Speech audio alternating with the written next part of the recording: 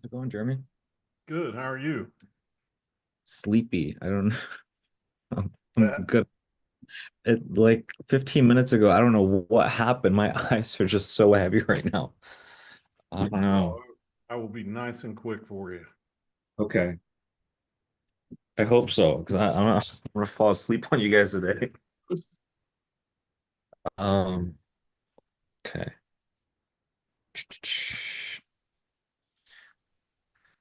Well, I guess we can go and get started then, Jeremy. Your first up. Yeah. I don't have a ton, and I just had a couple questions for you. I didn't see that voice note you left me, so I literally just listened to it. Um, and it makes me feel good. Makes me feel like I'm starting to think the way you think a little bit better because um, I just thought, why am I trying to come up with all these different scripts? That one worked. Maybe it's just fatigue and it needs a different look. So, I had actually written down in my notes to talk to you with a question. Should I just refilm the original ad and then I do s- different ways, different scenes, outfit? I even put, how about walking slash selfie mode? And then I put different people. So it's like those you're were those it's were like my thoughts. it's like we're connected somehow. It's weird how this Yeah. thing happened after a few Well, I months. just thought, why am I trying to reinvent the wheel? That thing worked. Yeah. Why it's got to just be general fatigue of the ad. So I did go ahead and turn it. I did a new campaign, duplicated the campaign ad set, the most successful ad set, left the targeting on the way I originally had it. The only thing I took off was where Mason had kind of questioned, why do you have owner on there? So I took that off. But the rest I left on because I had a job. One of the demographics I put on there was job title owner. And he had, if you remember when we were talking, he kind of drew on there with a arrow and question mark as if to say, maybe Did take you that one off. did you have owner on there before where when it was working? Yeah. So I I can would. go back and Why did he tell you to take owner off? he didn't. He just had, while you and I were talking, I looked on the screen and he had drawn, I don't know how he did it, but he drew an arrow pointed next to owner and had a couple question marks. And I acknowledged it. I said, I see you there, Mason. You said something about owners. I just put that on there thinking, I was trying to go after You owners. are. I think that was the right thing to do. Okay. I don't I'll know if go back maybe in. he misunderstood. Yeah, I'll just go add that one back in. That's easy. But yeah, so that's running. Like I think it was Tuesday or Wednesday. My computer just started shutting down in the middle of working on things. And when I would turn it back on, I'd get this heat warning. So the little liquid cooler, the pump went out. So I had to order a part, wait on it. I couldn't turn my computer on where all the stuff that I work on with this, which is what I'm on now. If you remember in the meeting last week, right in the middle Yeah. of the meeting, I disappeared. So there were symptoms of it. It was Tuesday or Wednesday when it finally went out, and I finally got it. I took it apart and I thought I was going to end up buying a new computer, but it cost me $50 in just a few hours of time, and I was able to replace it. So um, it's up and running great now. So that just put me behind the eight ball on everything last week because I didn't get it up and running until Friday. So Friday and Saturday I worked, just catching up on everything that I couldn't do for those days. But I started working. I did create, just to prove to you what I was doing. Yeah. Um, I went in and found a better AI software where they have these talking people for you. And I found one with a really attractive woman. Her voice is a little annoying, but she's not as phony as the other one I had been playing with. And put some music under it. I'm adding sound effects. And then I'm going to talk to my sister in law and just make her come in for me. She and I have talked about it a bajillion times. So, Make a note of this. Check out Alex Becker. okay. Alex Becker, check him out. He's like you can go to his like personal personal. I think it's like his personal where he like posts a lot of good stuff. Um, the guy's got a YouTube, he's got a Twitter, he's got a Facebook. His Facebook is where he's actually genuinely being himself. And so he shares a lot of like high level meta of like what he's working on. And so this is the first time I saw it. Basically, he's using AI to take his original ads and they're like cartoon versions, but it's like they're working. I haven't tested it. I need to look more into it, but I would check that out. He has also something on his YouTube. It's like Business Roids. I think that's like it's Business Roids or something like that on YouTube where he's talking about those ads. It's just something I would check out if I were you. Again, I haven't done enough research on it, but I know it seems promising so far. So it's not like the fake, it's not like you're trying to create a fake human. It's like actually going into cartoons and stuff. And for some reason that seems to be working, something to look into. Okay. And so I again, can, I bring that up because it's like we take our winning proven ad, and what we can do is we can do a quote unquote cartoon version of that as well. right. Well, let me just show you like this is not edited, so it may play choppy. So let me just show you this lady. Can you see the screen okay? Um, there we go. Yeah, it's looking. I can see now. So you can kind of see the editing timeline. I don't know if you can see my mouse, but over here is where the big black box is where she'll play. Okay. So I literally was just, and hopefully Oh let me wow. let me stop and do this again with so I can put the sound on for you. Okay. Okay, so here she is.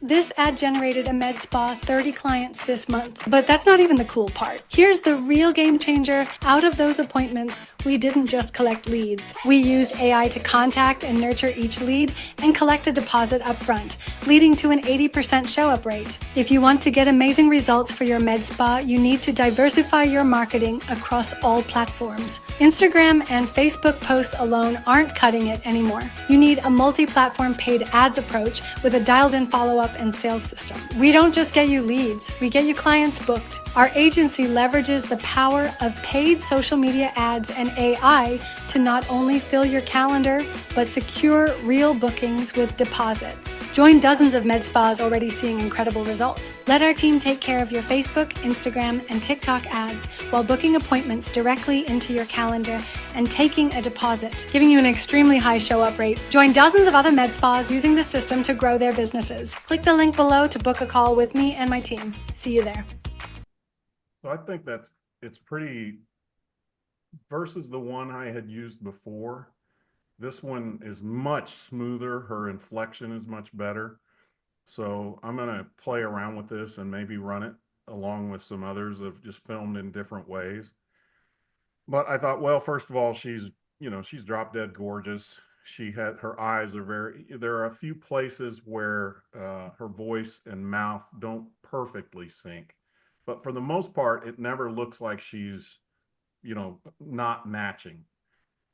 So where there's just like the two or three little, half second lags in her, I may just replace her face with something.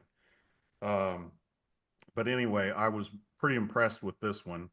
So I'm gonna go ahead and finish editing it, add in the sound effects and a little B-roll here and there, and I'm gonna run that one side by side with mine and just see what happens. And then, like I said, I had written down I was gonna do all these other versions of the same script. I just don't I would throw trust the script. yeah, yeah. So I would, once you get yours done with her, throw that in with you, see what happens there. And then once you do these other variations, throw all of them into one ad set, Yeah, that's what I was gonna do. and we'll see which one outperforms. Okay. So that Good. was all I had for my ads. Because I mean, I turned the other ones back on, but I mean, it's only been a few days, so there's nothing really to talk about. But so these people in Florida that I've talked to you guys about previously that I have a hard time getting to communicate with me. Um, the only time they communicate with me, and I work on this stuff for all these clients every single day. I spend time going into their ads manager and go high level and checking things out. But of all the people I'm working with, they are the ones who I'm struggling to get results for. It's not like it's not working, it's just the leads are at a much slower pace. And I'm convinced that it's because they're in Clearwater, Florida, where, if you type med spa, Clearwater, Florida, it's like 7 pages of results in this little tiny place.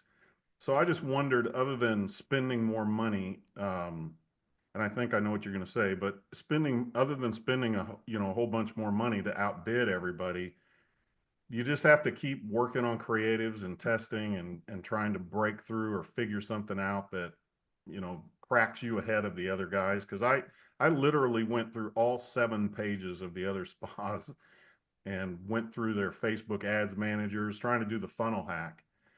And there's nothing there that I'm seeing that I'm like, holy mackerel, that's just, I can see why they're beating the snot out of us. The only thing I got from her was, now what she is they are the owners of this place called Essentials of Clearwater. And apparently in Florida, that's a franchise that you can buy into for different cities. So there's like 9 of them. And some guy that's a friend of hers owns 2 or 3 over in Bradenton, Florida, which is fairly close to Tampa. And she was talking to him, and he said all his ads, about the same time mine, not coincidentally, stopped working, and they are very slow. So she's, all these people she's talking to, even though she gets kind of frustrated with me not bringing in results, she always admits that all of her friends aren't getting results either. So I do think, I'm starting to really believe something fundamentally changed in Facebook. They've done something, but um, other than just spending more money and just trying to keep running things out to see if something works, do you have any suggestions or advice, or anybody else have anything where you've had a tough client? It's not that you're not getting results, it's just they don't come in as fast as everybody else's. Yeah. So is it that the CPM is significantly higher? What's No, what's what's the cost per lead there versus everywhere else? well, they're a little bit higher, but it's not like it's just way out of line. So I can, let me pull up. Did I have it somewhere else? Yeah, here it is.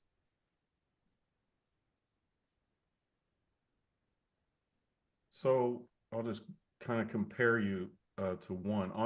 On the good end, the doctor in New Jersey did hire a VA, and I got him to kind of narrow down his offers and everything. And so we're rolling now. Things are moving. The only thing I'm nervous about with him is all the services he's offering. He's offering 20% or $300 off of a $1,300 service. So everybody, this new offer is for $1,000, but these are high end. He lives in a high end area, so we'll see how it goes. But okay, so just comparing and contrasting real quick. Sorry, That's okay. at this. Okay, so I'm just going to say the last month. Yeah, what I'm curious to know is like what is the average CPM that you're typically used to getting, and then what is the average cost per lead you're typically used to getting versus what you're seeing here? Yeah, If you want to share your screen, that'll just maybe make it easier as well. yeah, the results are populating here. Why is, let's say last 30 days, maybe? Okay.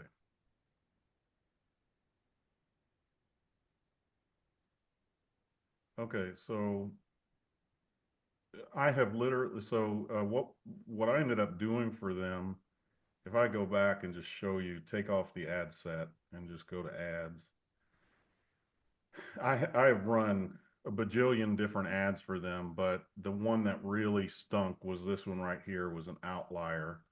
This 113. $100. But for the most part, the rest are in this 10, 12, you know, $13 per result. The CPM, What's average? So what's average for you? Like six, like what numbers are you looking for? well, there's a CPM. So, yeah, so let me just show you like another one here. So this is the lady in South Carolina. By the way, the AI bot for her has booked several appointments already. This lady is like in, I just need to advertise my services only in Greenwood, South Carolina, because apparently everything I do over there works. Hmm. But her cost per result is $6.15. Um, Now, is that above average or is that pretty normal? Again, that's I above. that's above average. Let me Okay. show another one. Here's Citron Skin. This is in Pennsylvania. Her result is more in line with what I see in Essentials in Yeah. Florida. So 16, 17. These were Yeah. high. Which Um, one is high? $34 is high. Yeah, that's pretty much what I'm always getting is about $15 per lead. Pretty yeah. out. So when you go back to theirs are running closer to between 20 and $30. So I know I just believe strongly it's because they're in a place where, although these are all running around, this one was 6, this one was 12, this one was 14. They're just in a very competitive place. Well, I mean, what about the, I mean, it looks like the 14 is good. It looks like the 12 is good. The 6 is good. So what's the issue They're there? they're just not fast enough. So I What do don't you know if I've what do you mean by they're not fast enough? Can you help me understand that? well, they're only getting like this one that's on the blue now that's running. It Yeah. hasn't had a lead for like 3 or 4 days now. And what'll happen is with them, and this is what I was going to ask you or where I was leading to, but maybe this is where it's just naturally going, is because it's a competitive place, do I need to be swapping out ads literally like every week? Because when I first put on a new ad, it does great. About 5, 6, 7 days in, it goes dead as a doornail. So I just wondered, is that, do I have to be really fresh in a competitive area where you got to be rotating ads in and out quickly, creatives anyway? Because Um, if, this one, um, this is all right here. These first three are all the same offer. So, since I've started running it, I've gotten them 27 leads, but I'm I just think trying to they keep, understand what I'm just trying to understand what you mean by like the velocity of leads. Like if the cost per lead is good and you bump up the ad spend, what happens? Like why can't you just bump up the ad spend? they don't want to. They're at $30 a day. So that I've talked to her about that. Can you please give me more leeway with the budget? And they're pretty well stuck on it. So that I've told her that. I've told her, I said, her name is Marisol. I believe there are two factors, maybe three. I think that your budget is too low for such a competitive market. I think that because it's a competitive market, it's harder to get leads. And Are you third, saying are you saying that like because the other location, so your average location is 16 to $70 per lead. I'm seeing here 16 to $70 per lead, other than the outliers. Are you saying that the number of leads, the cost per lead is the same, but like one out of two leads is a good one, or less of the leads are no, quality? Is that what you're it's just saying? the overall number is smaller. That's if that makes sense. So even though I've got her opened up to like, an audience of about 1 million people in the area, the reach isn't going as far, which I attribute to cost and competition. So and then I wondered if the ad fatigue sets in quicker. So I think I know the answers. I just kind of maybe was looking for verification. Like if she allowed me to say just go to $40 a day, the reach increases, the ads go up a little, the results go a little higher. Well, the But reach is this, dependent on the CPM, right? The higher the CPM, the lower the reach. let me find So that. when you say its reach is less, it's mathematically impossible if the reach like so okay, if I look at the reach there, it's 23 bucks. I'm sorry, the CPM there is 23 bucks. What would your CPM be when it came to the 16, $17 ad sets? Let's go back and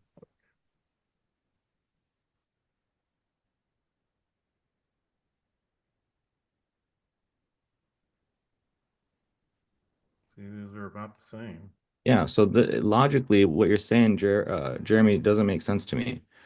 If your CPM is the same, your budget is the same, your cost per lead is the same, I don't understand how the velocity of leads coming in is Then it's any. got to be budget. That's because these other people are spending $50 a day, whereas this lady's spending 30. There It's you all go. That's all it is. going to be there. Yeah, that's all it is. It's not even a location thing. It's nothing. It's if you feel like there's less leads coming into this location, but your cost per lead is the same, your unique link click through is the same, your CPM is the same.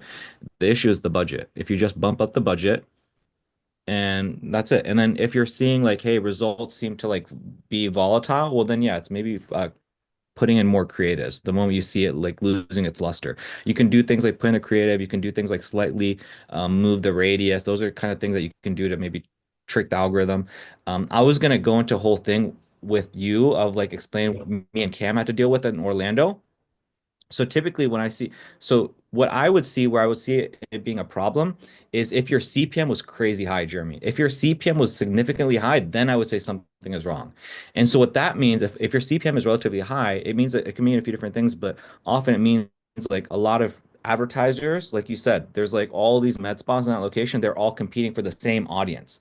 So I bid on the audience, I bid on the lead, somebody else bids on the lead, somebody else bids before you know it, you're spending 20, $30 on a lead as opposed to 15. But that would be a reflection of the CPM.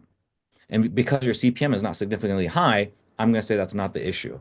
So honestly, there's nothing like the numbers don't tell me that there's anything to worry about. Okay. So It's just spend more money. spend more That's what money that's. and maybe keep the, because of the where the volatility of the leads are, just Yeah, reduce the ad or something in there, refresh every now and then. Okay. that's it. That's literally it. Yep. Okay. That's good because that's kind of the three things I was telling her is I just think her Yeah. budget, maybe the competition and in refreshing the ad would help. Yeah. When your CPM gets high, that's when things get really stressful because that's when you have to do things like, and this is more complex, but you have to work on how much you're charging for the product or service to mitigate the cost of the CPM, to mitigate the cost of the ad spend. That's a whole nother thing. And then me and Cam, the way we were able to make it work is we actually went to the ad account and we looked at the previous media buyer and they had like this one ad that was crushing. And so we combined their creative with his ad set or the opposite. Like we combined his creative with their odd. And so we Frankensteined it together to find something. And so that's why I thought maybe you and I would have to do, but we don't, it's not even near that difficult. For you, it's literally just what we spoke about. Increase the budget, put in more creatives. That's it. Okay. That's all I had for you. So what I'll do, if you're okay with it, Koshik, is through the week, as I get these ads pumped out, I'll just send them over to you, see what you think. And Yeah. like you said, I'll keep you in the loop on how the results are going, and hopefully I can get my thing kick-started again. Yeah. I feel hungry, Yeah. chomping at the bit to have another discovery call. I'm a little nervous if one happens, I'm going to be rusty. No, you're gonna be fine. No, I was getting a little bit worried about you because I hadn't heard from you all week. So thank you for filling me on the Yeah, computer. it just, I don't, like I said, I hope you remember, but Monday I was here and then I was gone for like 30 minutes because my computer just shut off and I couldn't figure out what was going on. And then, I have that one pesky client that's the attorney who comes in here. He was actually sitting next to me and it turned off like 3 or 4 times while he was sitting next to me. And when he left, I was able to kind of actually sit down and like, what is going on? And I found an error message in the BIOS about the temperature and the cooling and the CPU. And luckily here in Kansas City, we have what I call nerd heaven, which is called Micro Center. If anybody knows what that is, you know that it's like Home Depot for us. So I went in there and had a couple of kids about 12 years old tell me what I needed to buy, and they hadn't seen sunlight in several days, and I was way bigger than them. They looked very malnourished, but they were computer nerds and they knew exactly what I needed. So I just had to take it all apart. And I'd never done that, so I had to watch a bunch of videos. It took me a couple of days to get it running. And Yeah, then I was behind the eight ball on other things I was due on. So my that's whole all. week just got screwed up. Yeah, just keep me posted this way. I figured something may have happened, because I hadn't heard from you. But yeah, just keep us posted, and we'll play it by ear, kind of see what happens this week. But if that's everything, Jeremy, I'm gonna go ahead and move on to our next person then. If that's Okay. unless you, okay. Nope, that's it. You guys have a good night. Cheers. Um, okay. Hope everybody's doing well. I know we've got a packed house today. I think Aman, we have you next. Where is he at? Aman, are you here? Is he here? No, not right now. Oh, he's not here yet. Okay. He's probably on a call or something. Um, Mr. Righteous, what's going on, man? What's going on, Coach E? Chilling, man. You out here closing deals, slinging deals left and right. What's going on, brother, man? Man, everything it's up and down, but I realize you just got to keep going for sure. So far, I had a sales call today, but his phone died, so that kind of sucked. But he did text me back. He said that he, had to charge his phone, but I haven't heard anything from him, so I don't know if that's a bad sign. I don't know if it's something that I said on the call. I did have it recorded, so I could just go through and kind of see maybe something I said, but I didn't get that energy from him when he was on the phone. Hmm. It just died. So You didn't get what kind of energy on the phone? That he wasn't like interested or something like that. Like everything Oh, seemed cool. He was oh, answering the questions. His body language seemed cool as well. Um, but other than that, yeah, I mean the call just dropped and I just haven't been able to get back a hold of him. it's all Um, good. It's all good. I've had that. I literally have had that happen like two, not that serious. yeah. Yeah, I don't want to worry about it too much. Um, Let but yeah, me see. what else is going on? So I had that onboarding with Jim, my first onboarding. I How thought was it that? went well, but I didn't record it for once. So I was really kicking myself for that one. I was like, how the hell did I not get that recorded? But I haven't heard from him. So I don't know what the heck happened to Jim. He ghosted me. His ads are running, but I'm probably gonna. I was thinking like maybe I should shut them off until I hear from him. That way I can be like, all right, that way I'm not spending any money. No leads have came through. I got it on like a low budget right now. Um, but other than that, I feel like I just need to get some more business owners hooked because I had two, but they're kind of like they're not good ones. Because I called them today and they didn't even call me back. So I was like, yeah, I'm about to just hook some more people. So So you did. So Jim paid. How much did Jim pay? 500. He paid 500. And he's the guy that closed like one or two deals. Yeah. So, I mean, what do you think is going on? Like, how is on a scale of 1 to 10, how's the onboarding? Like walk me through it, give me a general idea so maybe there's something that me and Mason can pick up on here. Yeah. I would say I would have to give it a 5 out of 10. I felt like one, I mean, his screen was off, so I couldn't really kind of see like his body language, and his all his calls were like that. So I don't even know if like maybe he just doesn't know how to use the video. Here, pause. So, have you ever said anything to him about that? No, Okay, I didn't. so from moving forward, whenever that happens, the line I like to use, and this is for you and everybody else, if that ever happens, I like to just kind of lead with, "Hey, John, yep," and I'll kind of like do something like this, where like I can hear you, but I can't see you, and that's it. Okay. That's all I say, and then that's kind of a way of like, "Yo, turn your shit on." Okay. So For do sure. that. I'm gonna Don't yeah, don't let them not do that. But yeah, go see, ahead. but I can't hear you. Gotcha. I had to write that Yeah, I can because hear you, but I can't see you. yeah, I can hear you, but I can't see you. Yeah. I just felt like one, it was too short of a call. It was like maybe I felt like I was really it was like maybe 10 minutes. Oh no, Um, it's way too. yeah, Okay, yeah. okay. That's why I was like, it was because I looked at the mine, I was like, oh shit, his was 30 minutes. I was like, I definitely dropped the ball on the onboarding call. I used the what do you call it? Go highlight like the actual template in there, like go high level. So I just use one of those pages and have my questions on there. Let me see, I'll pull it up really quick. I So just what was do you? kind Yeah, go ahead. Actually, I don't want to interrupt. No, you're good. I just wanted to make sure I got it in front of my face so I can see exactly what I was going over for them.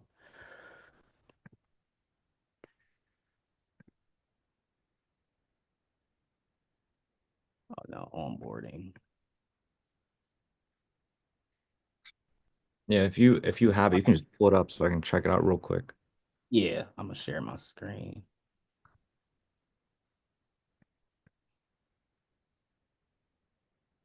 So can you see this? Yep. So yeah, I went over like the overview of it. Um, but he was just like pretty much like okay to everything. Like so he must have been like on his way to a job or estimate or something because like every time I call him, he's like in a car or like on the move, things like that. But no, I pretty much ran through this here, like an overview. So Um, before you continue, one thing I want to say is again another thing you might want to write down, or everybody else. One line I like to use is when I'm hopping on like a sales call with somebody. I'm not saying use it if it feels right, but and it is like true. I always tell people I'm like, yo, this is the most important call we're gonna have. Or before this, I'm like, yo, it's the most important call that you and I are gonna have. So I would encourage you to put everything aside, so you can fully commit. I'll go as fast or as slow as you need me to go, but it is the most important call that you and I will ever have. Now, that being said, the second most important call that you and I will have is our onboarding call. Again, it's your decision if you decide to move forward or not, but that would be the second most important. And so I'm really emphasizing right from the get-go how important it is. And it is important. It's like super crucial. And so if I'm you moving forward, the next time, again, you have your sales call, you close a deal, emphasize it and let them know like, okay, got it. So what, and again, I with Will G, with Keith, with everybody here, it's always like, okay, well, what does your day look like tomorrow? How does that? Okay, cool. Can we commit a solid hour and a half? It's I'm setting proper expectations of like how important it is and what all we're gonna go through. So that's a little tip for you moving forward, so that he's not sitting in the car, so that he's fully immersed. Super important, bro, for your onboarding. So, anyways, continue. Yep.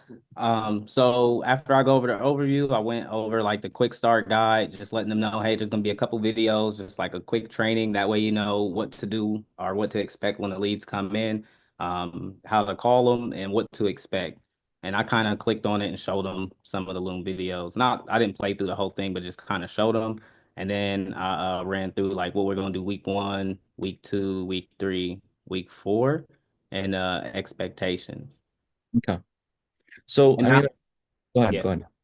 I about to say I did like I wasn't like running through it all the way. Like I kind of asked some questions and stuff like that. Like, does all this make sense? Is it cool? He's like, yeah, like everything was cool. The only thing I could think of that may have happened is he got a new phone because on the call he was saying he was getting a new phone because he was tired of his iPhone doing some crazy stuff or like not having enough memory. So I don't know if that's the case, but I doubt it because I text him and like the bubble's still so blue and his phone rings, but other than that, he ghosted me so far. Hmm. And the And ghosting after the onboarding? so I had texted him the day after the onboarding and he responded, but like yesterday he didn't respond and today he didn't respond yet. Okay. Okay. It's hard to know exactly what happened. Like, did you at the end of your onboarding, did you tell him like, hey, watch this video and then get back to me and do XYZ and then I'll launch for you? Did you say or do anything like that? Yeah. So I told him because I down here, I think I've got it somewhere. Yeah, I went over to like this, like what now? So I just, pretty much, hey, watch the first two videos and then like get back to me.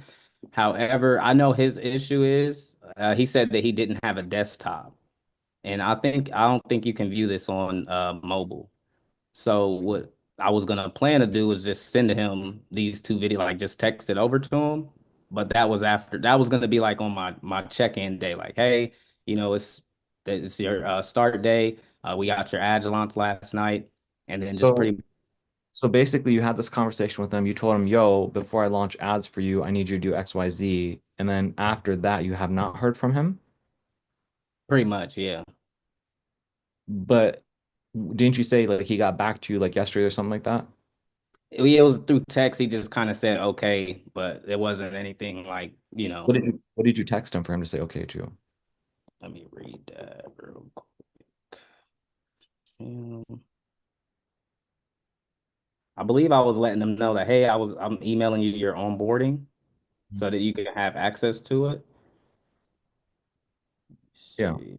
And then after that, what else have you said? So yeah, after that I had texted them. I had said, hey, good morning. Your ads are officially running and least start pouring in today, latest Tuesday. I'll be in touch to set up a time for our first check-in. And I said, hope all is well, and then just left it at that. And then I haven't heard anything. Okay. So if I were you, what I would have done different is again, you have the conversation. In an ideal world, what happens is they follow the directions and then they just get back to you. So to me, it sounds like maybe you weren't strong enough, you weren't persuasive enough, you didn't really drill him enough, he didn't really see how important it was something, or else if you done correctly, they're just gonna go do the thing you need them to do. Right? Right. For example, when you and I start work, I'm like, yo, I need you to go to Excel, create this here. I'm gonna pin this here. I do da da da da, and you just did it. I didn't need to. Does that make sense? Yeah, yeah. I really emphasize, hey, bro, like this is what we need to do. And so I think maybe it wasn't drilled hard enough, and or he didn't really understand well enough. Does that make sense? He's not Yeah. So if I were you, again, we need to do more delivery. You need to practice that, obviously, but what could you have done different? I think what I would have done is I would have been at the end of the call. It's like, okay, cool. So make sure you watch this, and then I'm going to be waiting to hear from you. Okay, Mr. Business Owner? He says, yeah. And then I would have done a tie down where I would have text him. I'd be like, hey, so I emailed it over. Please let me know after you watch those two videos. I'm waiting on you to launch. Ah, okay. Same? I like that. Yeah, now, yeah, because now it's like you Yes. forcing them to make you get Yes. respond. I Exactly. see. That I do that a lot. You'll notice I do that a lot. I don't just say, "Hey, good check-in." I never, I all if I ever message somebody something, I'm basically telling them I need you to do something, and I'm not going to do what I need to do until you do what I need you to do first. Usually, that's kind of my communication. I usually put the ball in somebody else's court. So I would have done that, and then if you didn't hear back, I would have like messaged him again, like, "Hey, John, wanted to, hey, John, did you get a chance to watch those videos? Just checking in. Again, John, I need you to be, I need you to do that so I can launch the ads for you, so that we're on the same page." So again, Okay. you paint the motivation and his benefits. Like now, what is he going to be thinking? He's like, "Yo, I need to do this thing, or else like I just pay this dude $500. I pay this dude $500 and like I'm not getting any value. He's going to be in pain, so he's going to do the work. Versus what you Right. just did was like, yo, I just launched the ads for you. You're making it too easy for him. He hasn't Right. like does that make sense? There's like Yeah, yeah, absolutely. so Absolutely. No, that definitely makes sense. So now I know 100% what I'm doing differently for sure.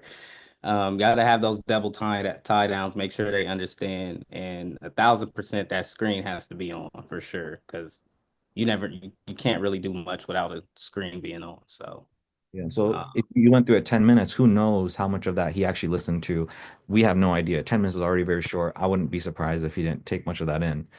right, yeah. But yeah, so So that brings me up. So okay, so before I tell you about Jim, my other client in Columbus, I made a huge mistake, right? Because he wanted a refund and all that. I thought that in Stripe, if you just refund them, it'll cancel out the automations, but it don't. So it end up charging him again. And he had texted me and all that, and I was like, "Oh shoot, man, he's about to cuss me out." But I end up refunding him that and got that squared away. Hopefully he doesn't text me back or call me like, "Hey man, why ain't it hit my card yet?" But so in this case, if Jim doesn't get back to me, would you just say just kill the ads and just until I hear from him? Because the last time I did that with Theory, well, no, that was a little different situation. But I just don't want to have a situation where it's like, all right, I'm gonna just send them leads anyway, and oh, then oh, yeah, we won't do yeah, that. it's unfor so moving forward, the big thing to know is if I'm you, never ever launch ads until you hear from them. That's the number one rule moving forward. So that's the big thing I want you to work on. Every time you close a deal now moving forward, that's the rule. You get step one, you go through the onboard. Step two, you give them homework to do. They must do the homework before you launch the ads. That's it. No ifs, ands, or buts. And you must be persuasive enough to the point where they want to actually do the homework. Okay. No, that makes sense because I didn't even try it that way. I just kind of said, Yeah. do It's this okay. and It's but okay. yeah, it's Uh, rep. That was my what first recording, so Oh yeah, bro. Bro, I until this day I tweak on my onboarding and it's so important. So important. I put more time and energy into my onboardings than my sales calls, honestly, at this point. And like that just goes to show how important they are. I don't think people put nearly as enough time into onboarding to set proper expectations and get people to do the proper behaviors. But anyways, in your case, what I would do is, I mean, have you tried calling him? yes, I did try calling them today, like a little bit before the call. I was like, let me see if I can get a hold of them. Can you leave a voice note or is that not possible? Like, would it be possible? Yeah, because he's got an iPhone, so I can leave him a voice note. What I would try doing is this if I were you. I would try doing a double dial and then I'll shoot a text to him and be like, hey, John, just tried to call you. I'm going to drop you a really quick voice note below. This is super important. I want to make sure that we make good use of your ad dollars. So what I'm going to do, that's going to bait him to actually listen to you. And then in your voice note, you go into, hey, John, just wanted to give you a heads up. I did set up all the ads. Everything's ready to rock and roll, but I'm waiting on you. I need you to watch those two really quick videos before I can launch the ads. can you let me know once you hear this? Once you hear this, I'll go and we'll get those videos taken care of. So then he's gonna listen to the voice note. He's gonna get back to you, and then from there you can text him the two videos to watch, or if he doesn't go into the email, watch himself. Then now you're talking to him. He's not ghosting you. And then from there, then you can send him. He'll like text you like, yeah, I got the videos. And then you can go in, all right, awesome. Let me know once you're done watching those videos and we're crystal clear. Then I'll launch for you. Do you understand? So the idea is you bait him to talk, and then until he tells you, yo, I'm good, you don't launch the ads. So you can turn the ads back off, basically. Okay. Yeah. I'm gonna turn them off.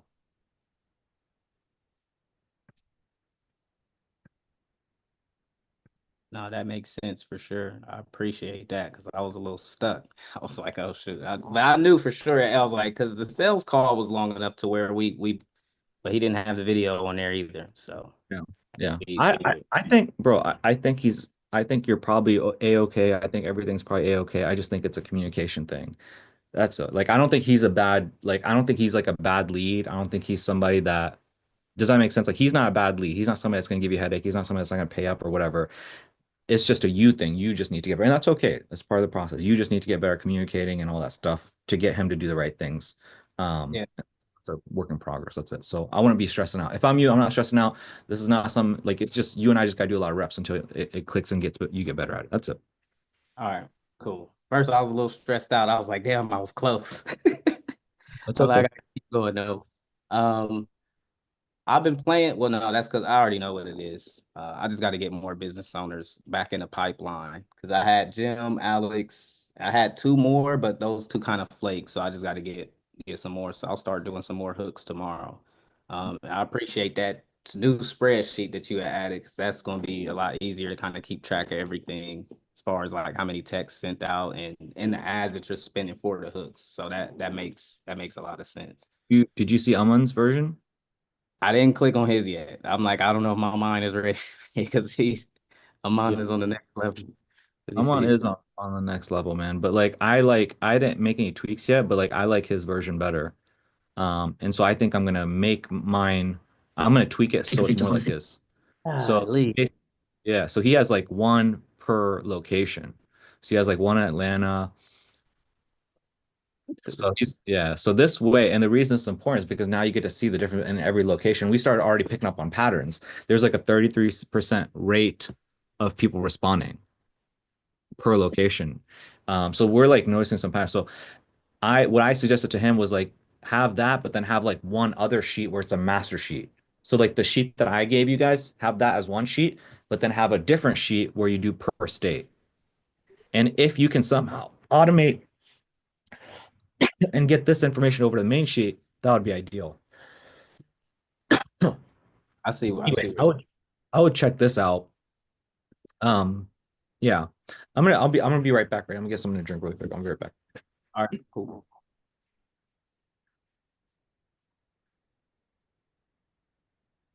Appreciate your help, Mason. Thank you. Yeah, dude, I got you. I have to take a look inside and see what's going on, but I'm about good. to say, when you go in there, you're gonna see how crazy it is. If you can see like everything, you'll be like, this dude is a madman. No, you're good. So is the only issue you're having though um the things we discussed inside of Slack, or Yeah. Just so it's that. just that link being able to get sent out? Yep. Just that Zoom link. Okay, and then that's under it's under your agency account, correct? Yes. So you That's got access to the whole thing, right? You can see being the Bridges Media Agency and the Painters Pro.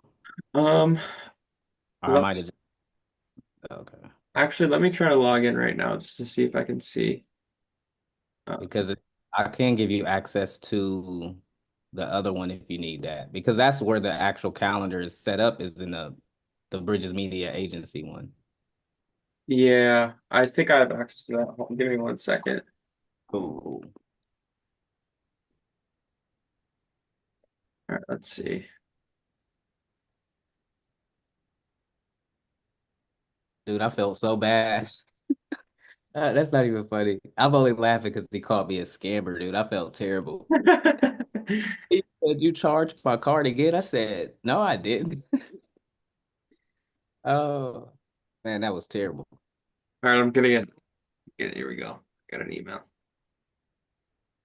Um, but what else did you want to go over, Righteous? Yeah, so I here's what see I was like thinking. really quick, Righteous. I see the Painting Pro Columbus, Ohio. Is that what That's I'm all. looking for? Yeah. That so I'll probably have to give you access to the Bridges Media Agency, and I wasn't thinking about that till now because that one I don't do anything in there but like call leads. But the Bridges Media Agency is where I book all the sales calls with. Gotcha. Yeah, so So, just give me access to that one. okay, I'll give you Then I should be access. good to go. Sweet. All right, sorry, Koshi, go ahead. No, you're good. What else you got for me, Righteous? You think it would be a good idea, like when we're trying to do the warm handoffs, sometimes like you just play phone tag a lot and like you can either text them like, hey, I got a lead that I'm talking to. Are you available in the next like 30 minutes? I've done that and it worked, but sometimes like it doesn't work. So I'm thinking of like just doing like maybe like in the morning, just hey, I'm hitting leads. Just be expecting a call from me sometime today. That way I'm not putting an exact time on it, just because sometimes that'll work. Like I'll call them within 30 minutes and then I'll call the lead and then they don't answer. And so like I'm just playing phone tag with both the business owner and the lead. So I'm like, is there a way I can get it to kind of make it a little easier on my end? And just sending the text to the BO and like, hey, I'm making these calls. I'm gonna have somebody, here pretty soon, but not give them an actual time, but just letting them know I will be calling you today. Is this for the first handoff, the second, the third, like, or is this like just something you're running into for all the leads? Yeah, it's kind of something I've just been running into, like just phone tag. But I was like, it could be. I think that is. I just need to get new business owners, like just hook somebody else. Because if they're hungry, they're gonna call you back or text you or something. And these two guys I got now are they didn't both of them ain't called me back. So I was like, yeah, I'm not gonna keep Are you running into did you run to this issue before or just these two business owners? just these two, just these two. Yeah, if it's just these two, if you're not running to that before, then I wouldn't fix something that ain't quite broken yet. Okay, okay, Like yeah, we do need to build some kind of a system, bro, but I don't think we're there yet. Like I don't think we're to a level where you're so overwhelmed that we have to build a system yet.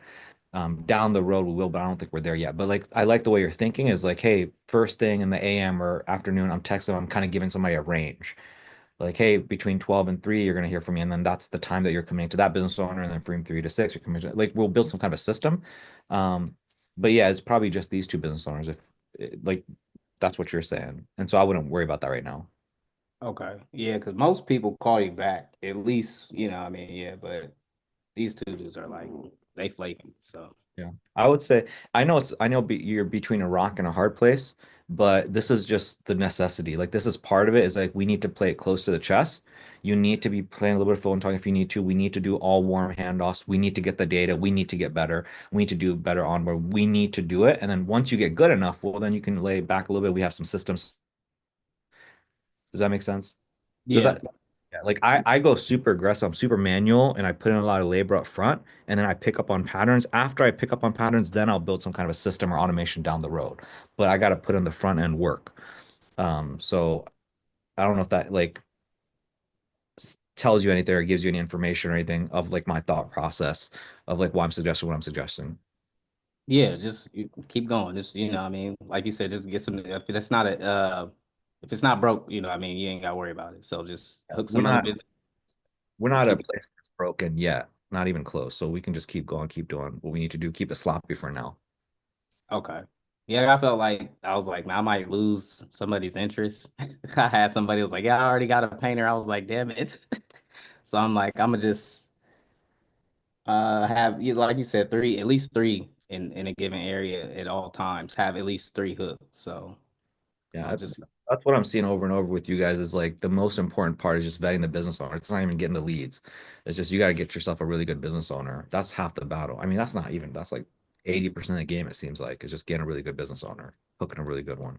And then everything else becomes easy. yeah. I believe that's pretty much all I had. Mason is helping me out with the Zoom link. So I was having some trouble with that. But other than that, that's all I had. Oh, cool. How anything else like holistically you want to talk about or share regarding the free to fee stuff? I know Alman just hopped in here a little bit ago. Kind of like a group sesh for me, you, Alman, Riviera, all of us that are kind of doing the free to fee. We can maybe do a really quick like just everybody talk about free to fee for a second. Was there anything that you felt like would be, hey, we should all talk about this? Um, I'm still feel like I'm still in the early stages, so I mean, not much right now, other than let me see, yeah, because my only thing was just trying to make it better, but we just got to keep grinding, like you said, get the data so that we can set up the systems. But I will check out Amon's his sheet as well. That way, you can have all the areas mapped out and know what's going on in each location. I think that's Good. probably like the main thing is just tracking everything, making sure your the numbers are right, and from Yeah. that way you can make a decision. Just got to get the data. Yeah. When Aman hops on, me and him chat, we'll probably talk a little bit about that, and then I'll probably tweak it up because I really like what he had, so I'll probably tweak it up for you guys tomorrow, the sheet. But cool, bro. Anything else? If nothing else, I'm gonna move on to our next person, bro. So like right now I'm in Memphis. This is the last thing. Yeah, yeah. So I go to another market because I'm mine in Memphis, but I can probably do something else as well. But I was testing other places out, but I just put my whole focus on Memphis because I was getting hooks and getting pushing people over to sales calls. So I was like, I could just stay here. But Yeah. What reason would you have to stay? What reason would you need to move out? Like, have you saturated everybody? Is that what you're no, asking? no, I wouldn't move out. I would just do two locations, Oh, okay. Like, what do you mean? Like, what do you mean by that? Like, do Memphis and another area close like by, Nashville or something. or like complete different state? What do you mean? Like Nashville. I'll still like be in Tennessee, but just do Nashville. Okay.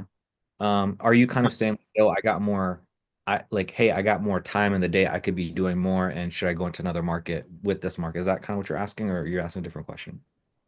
I wasn't asking that question specifically. I was just asking like, would it be like, should I do? Because I'm only in one right now. I was like, I had a client in Columbus, but I lost him, so now I'm just back in Memphis.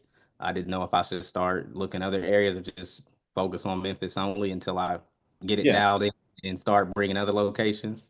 If I was you, I mean, I feel like focus is so important. If I was you, I would be of the mindset of like, okay, I'm in Memphis, me learning more about the culture, the community, the different people there. Like, I'm just gonna fixate on that and that entire market. And then once you've like saturated, once you're done, it's like, okay, well, now let me go expand to another place. It's like if I ever run ads for my program, I always start in the United States. And then once that's saturated, my costs go up a little bit, I'll go to Canada. Once I'm done with Can and once my costs go up again, now I'm gonna go to Australia. So I personally never move out of a market unless I need to. And so that would be my suggestion too. Do not move unless you need to. It goes back to if it ain't broken, don't fix it. It's the same rule. If it ain't broken, don't fix it. So if you need to move out, then do it. But other than that, I wouldn't do it. I would just hone in. I would see what I can do to get better. I would follow up with more business owners. I would do another round, for example. I would squeeze as much juice out of the lemon as I could if I were you. Copy that. That's what I'll do. But oh yeah, I did use that little lead scraper tool, and I've been able to get a much better list too from versus what I was doing. I think I was cracking on me, but I was doing everything manually. How has it been? Which scraping source did you use and how has that been better? I used the one that mom showed me, the little lead scraper tool, like the Google one. But it's really easy. Just put in painting contractors in Memphis, and then you can kind of change it up, but it'll just go through and scrape a list for you. It'll get like 100, 140 of them, and then I'll just put it on a spreadsheet and then make sure I haven't, reached out to them already.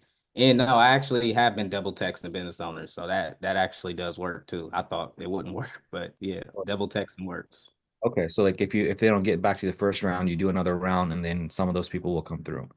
Yeah, you can text them the same thing, and they'll just either they won't respond or they will. But I thought it would, wouldn't work, but no, it works. So it's definitely not saturated. That's not why I was thinking of moving to other market. It was more of a volume thing, like, but like you said, just go and focus on Memphis because there's plenty of them out there. So just Yeah. keep them in the pipeline.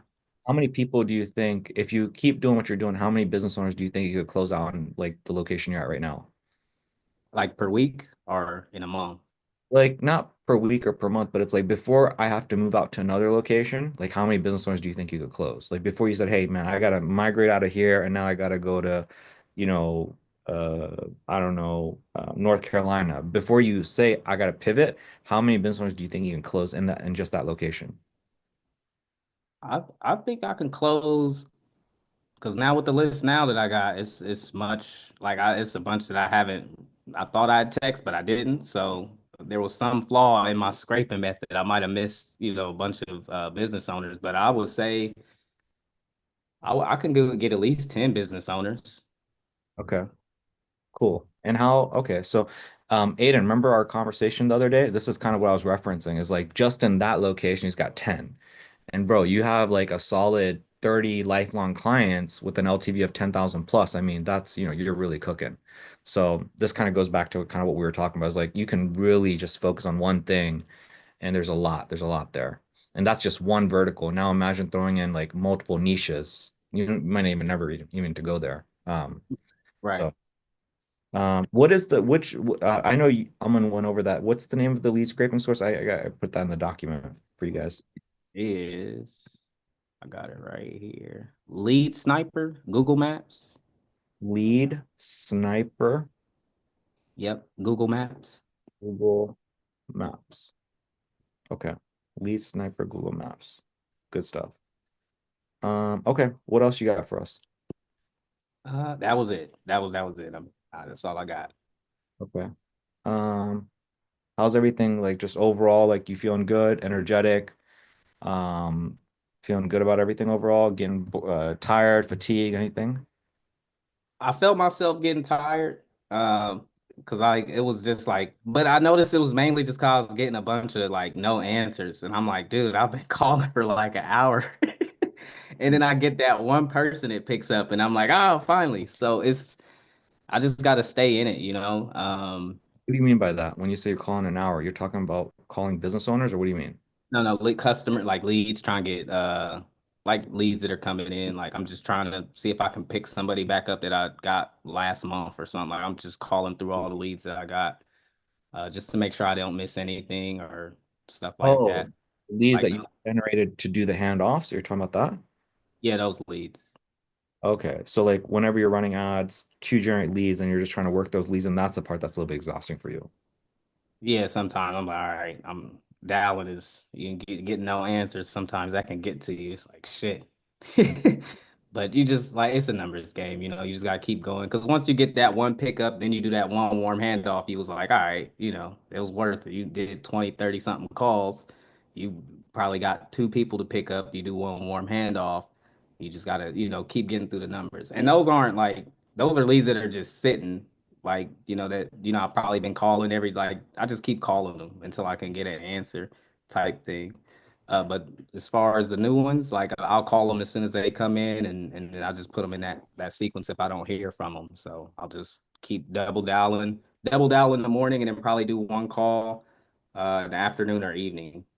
I see. So what you're saying is like you go into a location, you run ads to generate leads, and then you just have a pipeline of people that you're trying to talk to so that you can connect them over to a business owner. And that's the part that takes a little bit of time is like basically trying to find a lead to hand off. That's the part that's taking time. Yeah. Okay. Yeah. One thing you and is Aman here? Aman, you guys should both check out for your niche, like texting. See if that works. Like test that out if you guys can. Have you tested that out? Like texting the leads? One thing I just like tried. So I get a lot of text backs, where people reply to the first text that they get where they're like, yes, how much for a quote here and stuff. And so I have done it where like they're like, oh, I don't want to call right now. So I'll just kind of be like, okay, it seems like you're looking for this based on your quick answers. We can get someone out to you. Um, but I kind of do it where I'm like, hey, my boss is gonna reach out to you shortly, and so is it okay if he sends you a text and then, but I haven't done it where I gotten the address from them like myself. One thing I am testing though is, um, again, I'm not hearing from my client right now, but I just launched the AI for like on my account towards those leads anyway. Um, just so I can see, like, I haven't gotten any data from it yet, but I just want to see, like, for the next set of leads that come in that reply to the first text, are they gonna respond to the AI? And like, am I gonna be able to get an address from them? Like, that's just what I'm trying to see right now. So I am playing with it. But I can also text the leads as well. Like either one, either way, it's very simple. Like it's very like straightforward. What I'm basically trying to figure out is like, is it possible that because like Cam's niche, there's no calling, it's just texting, and Right. that's what I'm trying to get at. Is like if you guys Yeah. can, if you guys can figure that out, and if it does work in that industry, well then shit, that saves a lot of time and Yeah. heartache.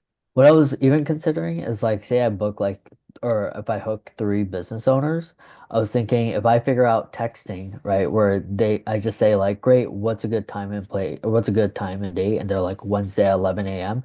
Awesome. I'm gonna confirm in a bit, but can you send your address?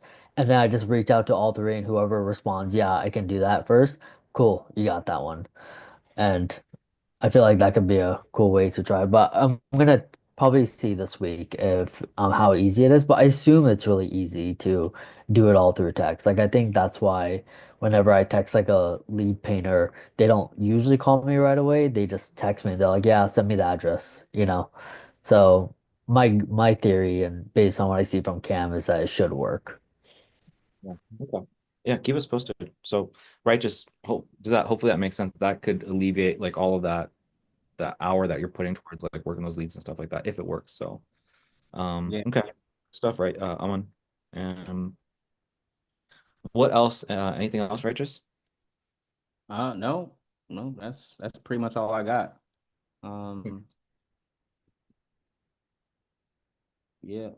So you said for Jim, double dial him and Mhm. then send him a text letting them know, hey, I'm gonna shoot you a voice note. It's gonna be important. And then from that voice note, let them know about everything, what's going on as far as like, hey, I got your ads, everything ready to go. Just needs you watch these two quick videos. That way we know you got everything, you understand everything as far as what's going on. And once you watch those videos, get back to me, and then we can kind of go from there, type of Yep. thing. So, okay. And it's I would say when it comes to that text, you can make it, you can be specific. It's like, hey, I'm gonna drop you a voice note.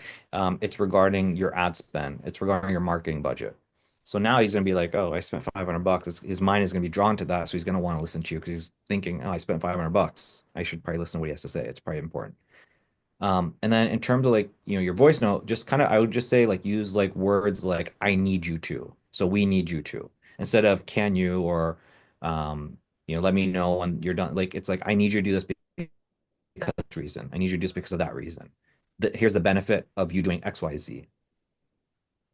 So stuff like that. But yeah. Okay. Anything else, Righteous? No, sir, that was it. That was Cool. all. Cool. Good stuff. Good stuff. Okay.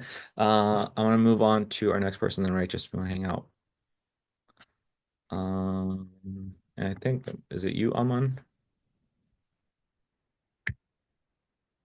Oh yeah. So yeah. Um, we can chop it up. Cool. What's Yeah, I going think on? What's brewing? I think for the most part, it was pretty addressed on, I got a lot of clarity from just talking to you and Righteous about it. Um, I honestly like I feel like a lot of what this week to me comes down to is shut off my brain and just make calls. Like I think it's just as simple as that. I have one client right now, no one hooked. So yeah, I'm like I get it so in my head before I start making calls. Like for me it's just not as easy. But like the past 2 days, I feel like I've been pretty I feel like, okay, if I just get into a rhythm, like if I just say like, hey, at least 1 hour a day, just do it. And then, I think from there I'll build more momentum. But my goal is to get two more people hooked. Yeah. for Yeah. now. Okay. Yeah, I think so, man. I Um, think it's just doing it and not overthinking it. yeah, yeah, I'm not gonna change anything. I mean, clearly Um, the it freeze.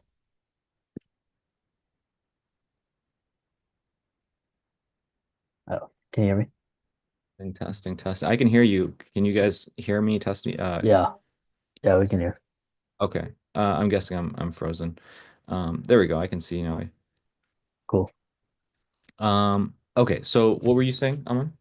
Um, I was saying, yeah, like I think like obviously the script I've used up until this far has got me two closes, three sales calls. So like, I think I don't need to overthink the script, if I feel like I can gauge based on the person whether it makes sense for me to do, go through that process with them. So I'm just gonna, just keep banging out those calls um and yeah, I think even just seeing my own numbers, just I was like, okay, I know what percentage and it's across the board now, so I'm just gonna do it. Yeah.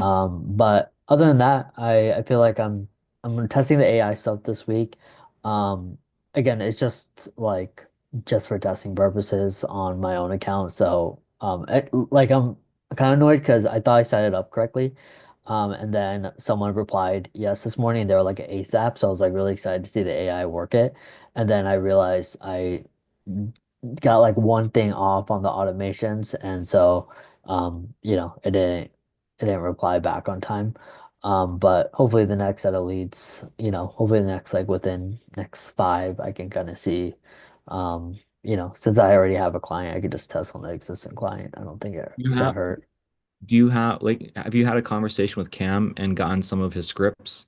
Like what they're saying inside the DMs and text and stuff like that? Yeah, I think he's run me through what he said. I think it's just like what's the square footage, and from there, great, what's the address. I may have to like look or like try to find our previous combos, or like ask him directly, but I don't know if he has a specific script. I just remember his guy was like just crushing it with text. I remember he showed me that. Yeah. I guess what I'm getting at is like some kind of like I'm sure there's some kind of a pattern or something. And so long as maybe you Mhm. can model that or maybe, get Yeah, that reference that. yeah, Okay, cool. yeah. I did create it like really simple. Like the Mets ball one, like it's like six texts back and forth before, but I think this one's like two or three. Um, but yeah, I'll ask him. But other than that, I don't think there's anything major. I think I'm just gonna I think my gut is kind of telling me that those people I don't really want to do hooks for, the ones I mentioned today. Um, do I think I could have done better in terms of like asking more questions or getting more out of them? For sure. So I'm gonna kind of listen back and kind of think, okay, how can I get certain information from them? But I think overall, I don't think the people that I mentioned are gonna be good for me doing the hook. So I'm just gonna keep going. Yeah. I probably would But just, yeah. Like you said, most of the heavy lifting is done on the front end, and it's just so important that we pick the right people. That's what I'm saying over and over again with you guys. So, yeah. Um, from what I have seen, I don't like, again, this is very off limit data. I've noticed that my hooks have been between people from like, you know, 10 to 50 reviews on Google. I don't think, I don't know if there's an actual correlation between that, but the I ones don't that think I've hooked anyone.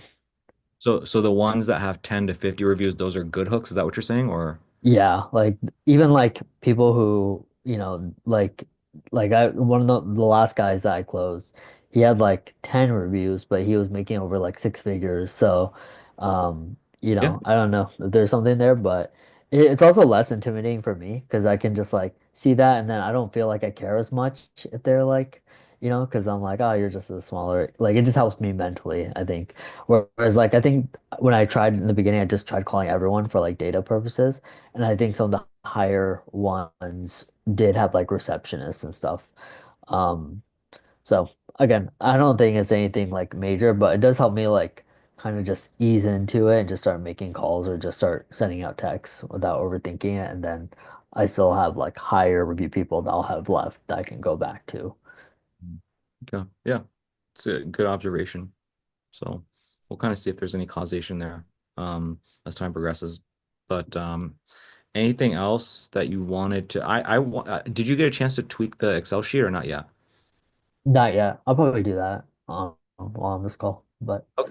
If you do, um, because I wanted to kind of see what you're gonna do because I figured I'd tweak the template to look a lot more like yours. I really like what you got going on there. cool. Thanks. Yeah, I think it should be pretty easy. I may just do a function where I just add the specific cells for each one. I may just have it be the first one on the page, and then um, I don't know if there's a way. It probably I don't know. Like you might know you're gonna know more mhm, than I do. But like let's say you have like this area which is like the master for the week, for example, or the mhm. month, and then each of the locations, whenever you fill that out, it automatically populates to this row. Does that make sense? Yeah, that's what I'm gonna try to do. Yeah, perfect. The only thing is I don't know how I'm gonna add a new location without having to edit the functions inside of each one.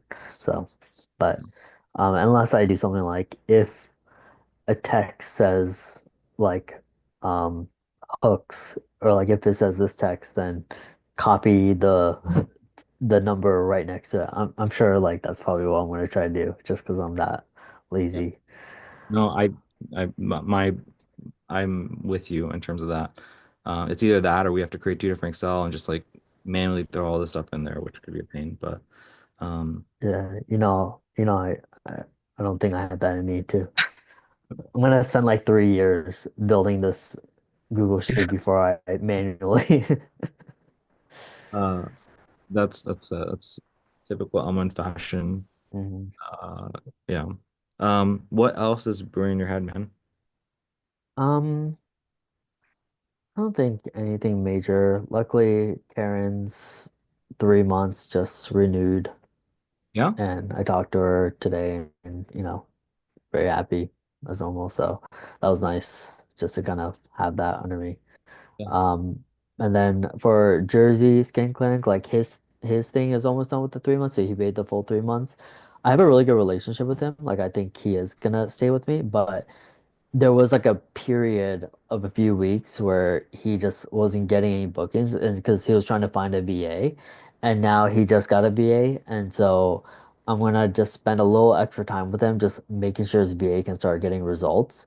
Because I found that from working with Eternally Young that I can actually like help a VA just book a bunch of people. And so I'm gonna try that again with him. And if it works, then great. I think it'll be like a really easy, like he's pretty like we'll just throw money and very chill dude. So I really like him. So I think, that's gonna be a pretty easy renewal. Good. Okay, cool. Yeah. Uh, Thanks for the update with that. What else?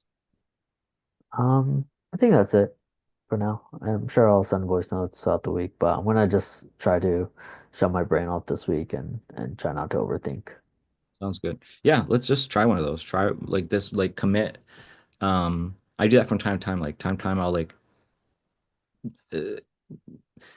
uh, like there's different like dieting things I've been doing. So I'm like high Mhm. carb day, this, and then I just like commit. I just say I'm gonna do this for 9 days. Fuck, Yeah. fuck whatever I see. Yeah. I'm just gonna commit. So that's the mindset. Is like for 7 days, just commit and let's just see what happens. Let's just see what the outcome is. Yeah, that's exactly what I'm doing. I'm just telling myself like just 10 days, let's just see. And at the end of the day, at the end of that week, I can make a conclusion. Yeah. Because like Hormozy had something where he was like, a mate took someone 30 days of cold calling to make a sale. And so if they just made 100 calls a day, they'll get a sale every day. It's just like there's a difference between quantity and something else. And that was just kind of like, okay, like, yeah, I think I just need to do more.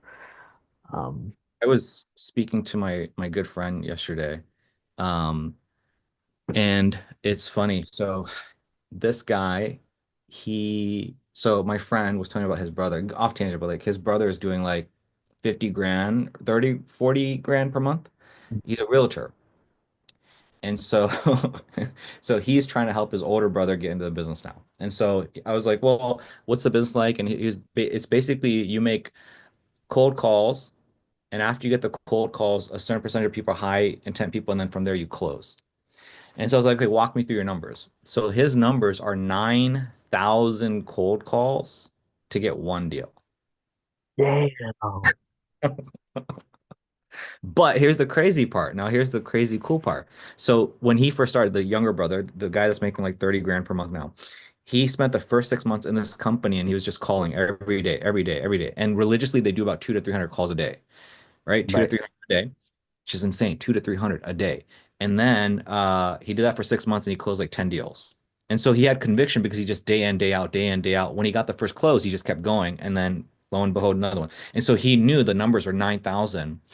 And so now he's got three VAs. Each VA is in charge of doing 300 calls a day, 200 to 300. Wow. He's got basically three VAs, and each of them are from the Philippines. He pays them like $68 a day or something like that. So his cost per acquisition is $1,500 because the VAs are making 9,000 calls a month. So $1,500, $1,500, $1,500, 15, 30, 45, and each deal is worth 10 grand. And so all the VA does is cold call, gives it to him. He takes the ones that have high intent, closes a few of those, making 30,000 a month. So um I thought that was pretty cool. Crazy. To Yeah. me, like, it's crazy because we're already working with scripts that have been tried and tested, right? And the close rate is nothing crazy. I like, to me, it's like there was a guy who made 9,000 calls before he made that sale, and he was the one that figured it out. You know, like that guy just kept calling, and he did not know the number was 9,000, but he at 5,000 he still decided to keep going, which is insane to me. Like, I don't know, these people are built different or something, but So I say that because these mofos are making 9,000 calls and we are sending like 40 texts. right. Yeah. So think about how big of a difference that is. It's massive. Yeah. So I think, that Yeah. makes it even more like, damn, we're on to something big here. For sure. For sure. Yeah. And like if they're making 40 grand with 9,000 calls, then, you know, So once we figure this out, now imagine and I was talking to Aiden about some of the stuff is like we bring in a VA, we bring people to like take care of some of the stuff and systematize all this. So, uh, yeah. but yeah, man, anything else brewing in your head? Amin? No, I think that's it for now. Okay, cool. Well, keep me posted. Yeah. And then I'll shoot you a message about like our monthly call. I will Okay. probably talk to you about that tomorrow or Wednesday Okay. about Cool. okay, cool. Who do we got next?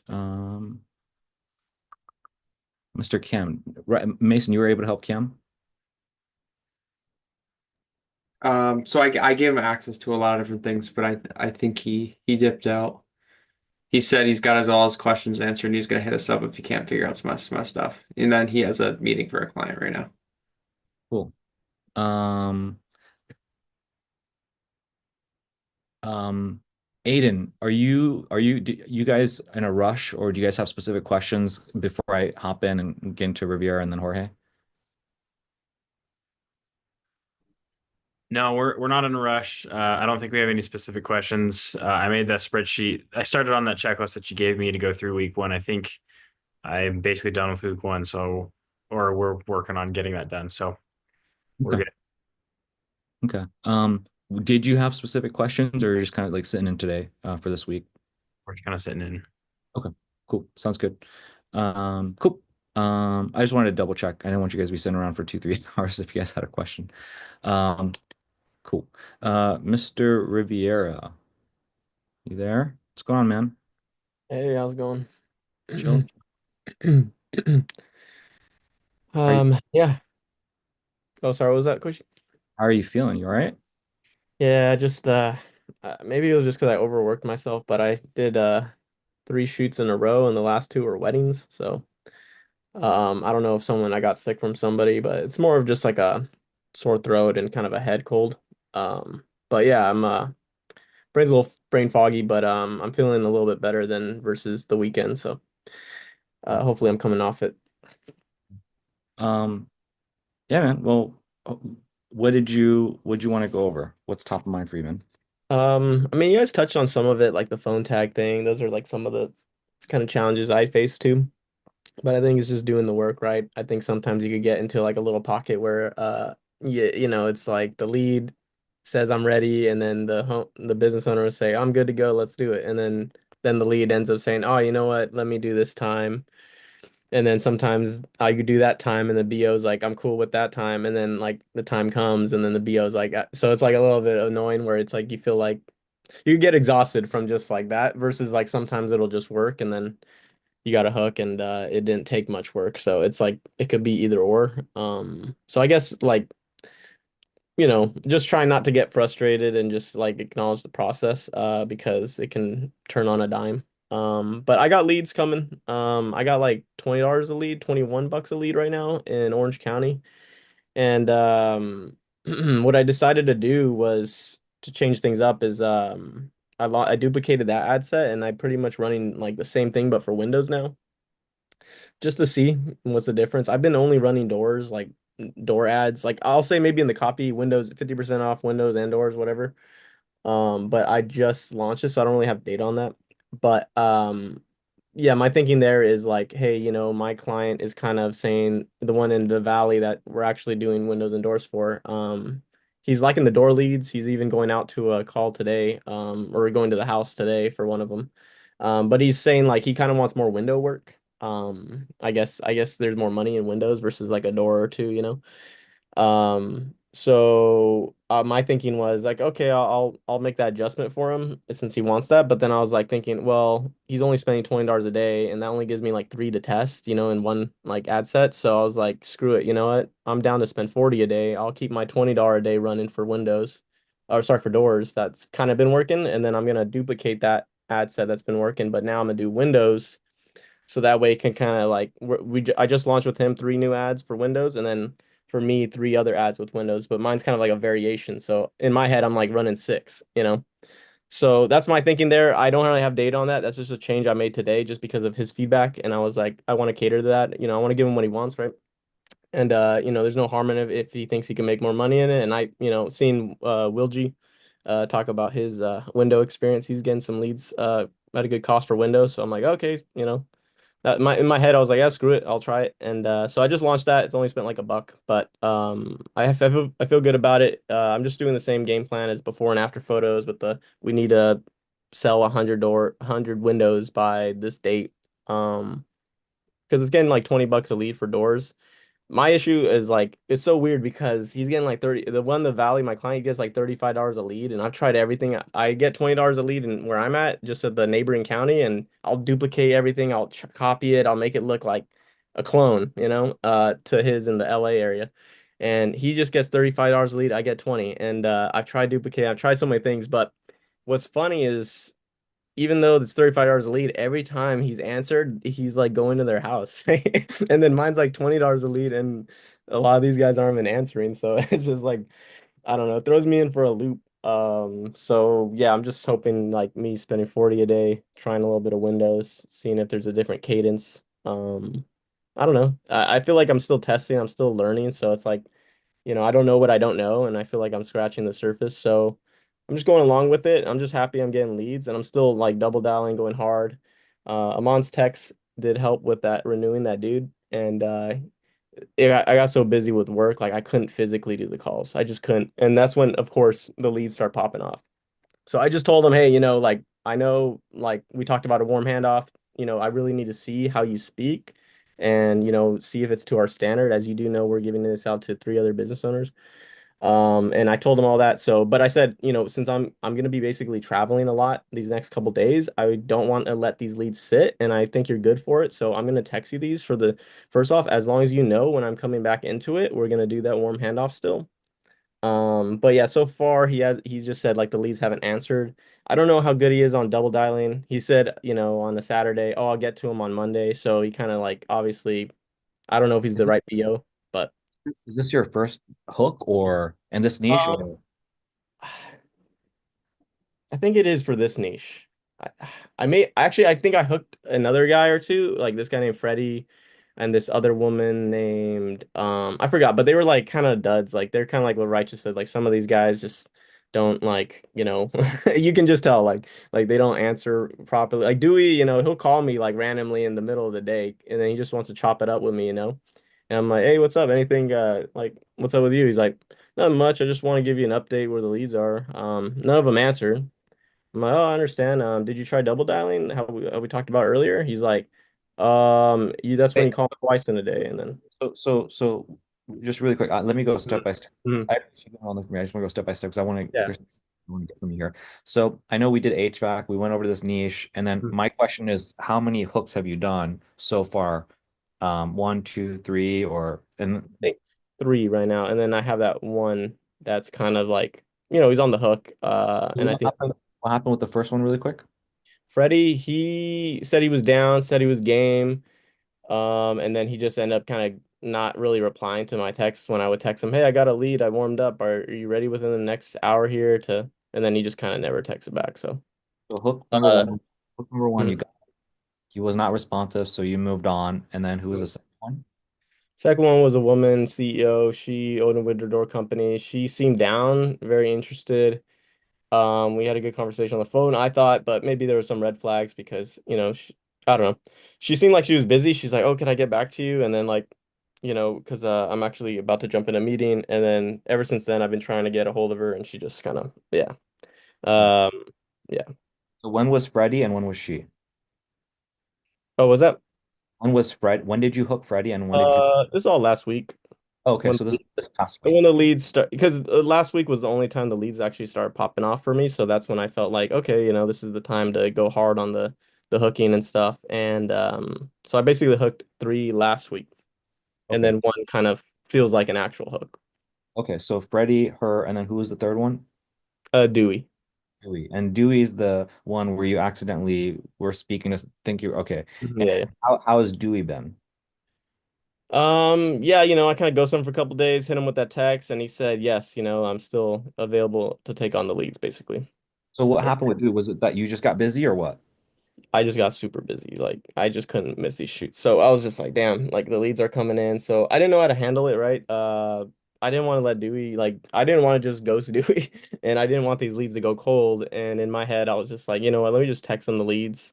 Because he can kind of give me feedback. Hey, are they answering and stuff? So I was thinking of it as like, hey, he's kind of like my mole in the sense of like he's temperature checking like the quality of the leads as well, like during this time where I'm really busy. So I was just looking at that from that perspective. So you did Dewey, are you doing somebody else right now? Did you hook somebody else right now? Just Dewey right now. Okay. So just to recap, we have Freddie. So basically, if I just want to make sure I'm chronologically getting this. So Mhm. after we moved from HVAC, we went over to Windows and doors, but you were still trying to dial in the ads. And then after, again, we're modeling what you had with your client that's already crushing and closing deals, Mhm. modeling, tweaking things. Now they're good. You went from Freddie to her, and then now you got Dewey. Dewey's chill, but the problem is that's not a Dewey thing. It's just you're just busy, so you can't do the handoffs and everything properly the way we need to do them before the sales call. And so in your mind, you're like, dude, at least I got the leads. I don't want them to go to waste. So let me just at least text it over. They may or may not answer, but let me just text it over. Whatever happens, happens. We'll see, and then I'll pick it up with Dewey later. Mhm. I would do the same thing as you. So I totally get that. So And I'm for free these next couple days, and actually within the week, other than this weekend. But yeah, so so I what's feel a lot better in that more time finally. so what's the plan with Dewey then moving forward? You're gonna get more leads, you're gonna vet them yourself and then hand them over, do a warm handoff. Is that what you're gonna do? Or because I know you spoke about another business owner, um, one that said, hey, I'm good, I don't need you to do handovers, but like what are you doing That's the with same one. So Dewey's the same guy saying that as well.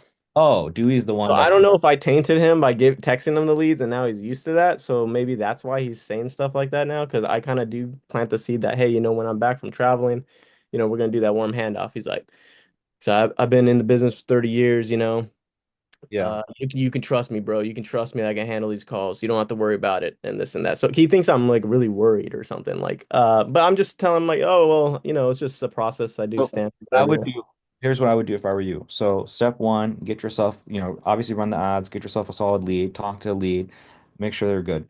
And then you text Dewey, hey Dewey, you free? You got a minute? Dewey responds. After that, you drop him a quick voice note. Hey Dewey, so I got this lead. You want to tempt him, okay? Hey Dewey, I got this lead on this location. Seems hot. Want an ASAP lead. I think this person gonna turn in an estimate. Just wanted to drop. and this is all a voice note. And so Mhm. what I'm going to do is I'm going to let me know when you're available. As soon as you're available, what I need to do is I need to connect you with this person. I'm going to do a warm handoff like we spoke about. Again, this is very important that this is very important for me. So let me know when you have a second.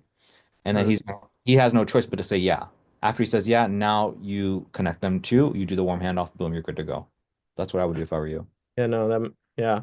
Yeah, I was literally thinking about like the step process coming back from like now I'm able to do the proper thing. So I think yeah, that's definitely yeah. Do that, do that, get him to do the first handoff, and then from there, you do your thing, get him two more good ones, move it to a sales call. And yeah, that's pretty much it. Cool, cool. No, yeah, I'll definitely note that here. Um, yeah, I don't know if there's anything else. I just been kind of in a whirlwind. My brain's still kind of fuzzy, but did I mention anything else? No, I mean that's pretty much it. I think I just need to, yeah. I'm putting more ad spend in now. I kind of retracted back a little bit because obviously the things that were going down, and so now I bumped it back to 40 a day. With one doing doors, one doing windows, and then I'm just gonna kind of see which one wins the race. And then yeah, but not too much other than that. I think I'll have more data for the next week. But yeah, I'm glad it's getting clicks. I'm glad it's getting leads. But And I got a little freaked out when my client started getting $35 a lead, and no matter what I did, I couldn't get him to copy my 20 a lead. But then when I hear him like actually going out to estimates every time, like he only gets like a lead every 3, 4 days. And then every time he's gone to the house. Now I just need to get information from that middleman, my video buddy that kind of is closer to him in terms of like relation. Um, I just need to get info from him to tell me like, hey, is he actually closing? So that's my next step there. Is just get more intel from him also. But he's super happy and stoked. Like I always like my buddy's always telling me, yeah, dude, every time I see him, because they share an office together. I don't know if I told you, but my buddy like is renting a space from him now, like giving him like $300 under to like, be in some window. So it's a weird relationship for sure, but because he's actually like almost working back to back with this window and door guy that we closed, and he's like basically living with the dude. Like, so I don't know, so there's a lot of pressure obviously to do well, because it'd be really awkward in the office in the coffee cooler and the like, and to be but he always knows we put him on top of mine, so and but yeah. yeah, I don't good. know if he's going to be here today.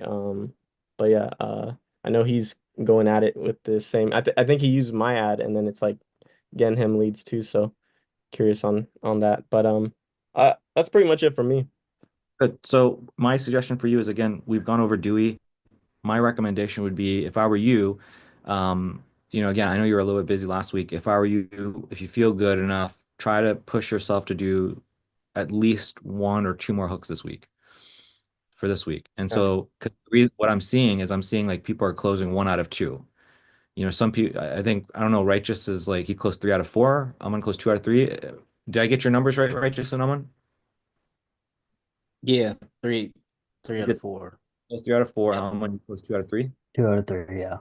Two or three. Yeah. So if you can get yourself, two more, I think that we're going to get a close and I want to get you up to speed. I want you to get a close this upcoming week, do an onboarding. This way, me, you, Aman, we can kind of Yeah. figure stuff out together. Yeah. So that's one. The second thing I would do if I were you is with your buddy, I would give your buddy an Excel sheet if you can. Okay. Okay. Like kind of like the Excel sheets I give you. Mhm. Uh, their KPIs, I would give something. I would maybe even record just like I record for you guys that has a Loom video, which is like here's how to use this. Here's why this data is important. I would suggest you do the same. So your buddy watches the Loom video, understands all the numbers, and then gets that from the business owner. That would be very helpful for you. And if you Yeah. have questions on what kind of KPIs to go over, you can let me know. But it's like ad spend, number of clicks, number of leads, number of people we spoke with. You might want to listen back to this number of people we spoke with, number of people that agreed for an estimate, number of estimates he went out to, number of deals closed, revenue, contracted, cash collected, um, maybe even the amount of hours he's put in to do all that stuff. This way we can figure out the dollars per hour. Mhm. Another thing I would look at is overhead costs. I would also look at profit. So more you can get, but at least those are some that are top of mind for me if I'm you. Yeah. Yeah, yeah. No, those would be super helpful. It's just a matter of, yeah, if I can get it to him, make it utmost importance. Yeah, we'll see. My buddy kind of he drags his feet a lot, and sometimes I'm like, I wish I could just cut the middleman because I would just do things a different way, but that's just my opinion. But I will at least try it and Yeah. then see where I can go from Yeah, whatever you can get, you can get. I mean, it is what it is. If you can make it even simpler on your buddy, maybe you tell your buddy, hey, look, I already did the footwork. I already created a Loom video. I created the Excel sheet. Just send this link over to the business owner, how the business owner do it, and tell the business owner it's important. This way, your buddy doesn't have to do shit. there. Hmm. Right? Oh, then yeah, So that's that another makes way. sense. So just make it a little bit easier for everybody to get the information. And maybe phrase and so yeah, maybe phrase it in a even better way. Like, hey, look, can you get the business owner to do this? I feel pretty strong that we're going to be able to, I don't know, increase market share faster or whatever. Just get him, he just needs to watch this and do this thing. Something like that Yeah, yeah, uh, that's it. That's all I've got for you, man. For the week. That I would be working on if I were you. yeah. Um, questions, comments, concerns, thoughts, review?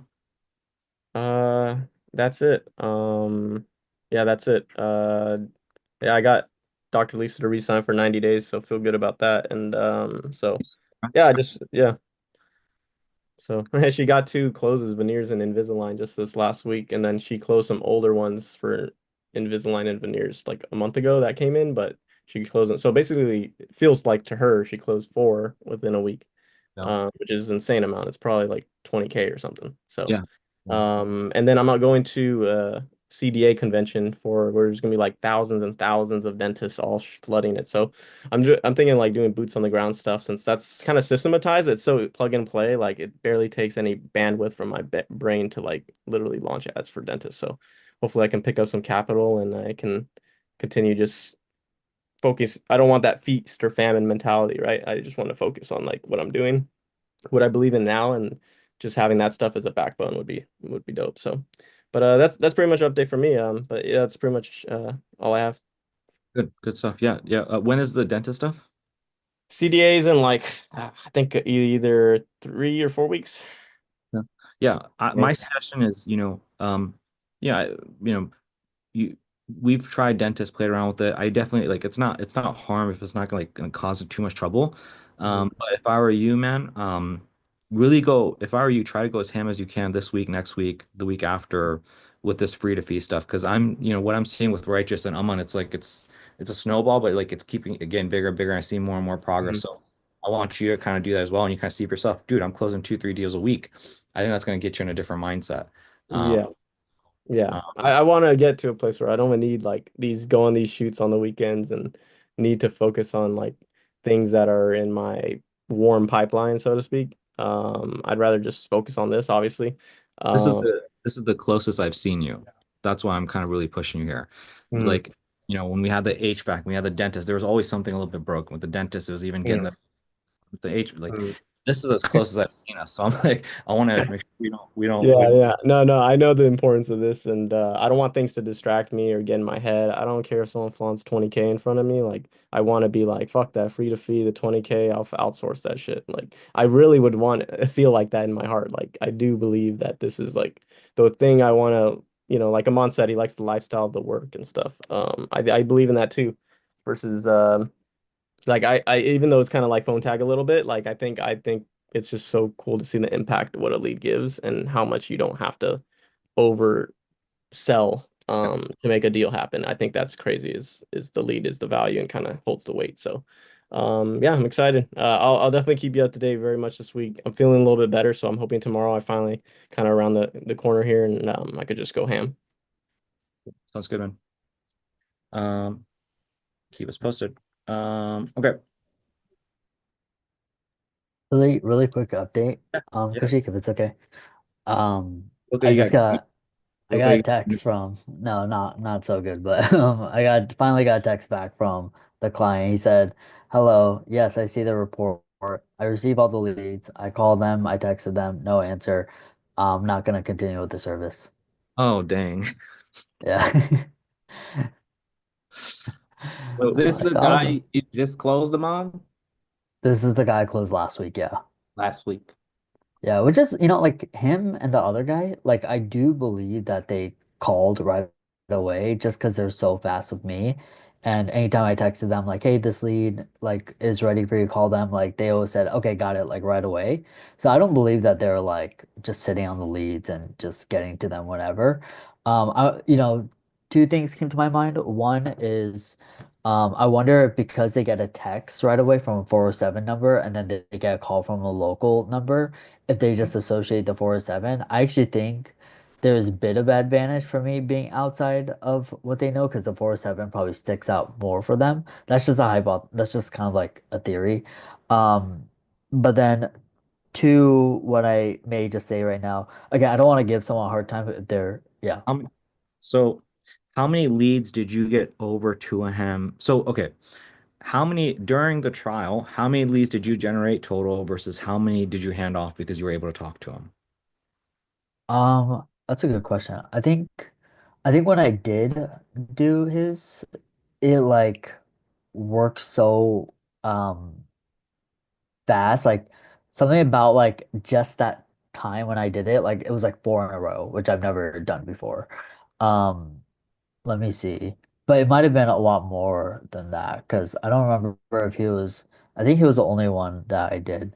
But let's see, there was probably actually yeah, because I remember I stopped um okay, so there So, was at least with the quiz funnel, it so what was I'm looking about for, I'm trying to, the reason I asked this question is I want to get an understanding of the leads that you generated, the number of leads that were quality that you gave over to him. I want to get an understanding of the leads that he experienced this past week, and then the ad spend for, and then from there I can kind of like make a better idea of like what's going on actually and like trying to step in his shoe. That's kind of what I'm ultimately getting at. yeah. So there was about nine leads that came in Okay. before like during the trial. And then the four that I did a hook call with, they were all they were all from the new ad with the narration that I had launched. So it was like four for four on that one. Now that's the same ad I'm running for him now, like post, and he got about 10 leads. And so I feel like he should have gotten at least one of those lead. Okay. So generate nine leads, four like picked up and we're good. You spent $80. I'm guessing that's when you said you spent about $80.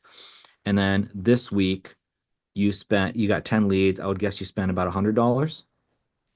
Yeah, maybe let me see. Could have been a little bit more because the ads weren't working, so I was trying different ones.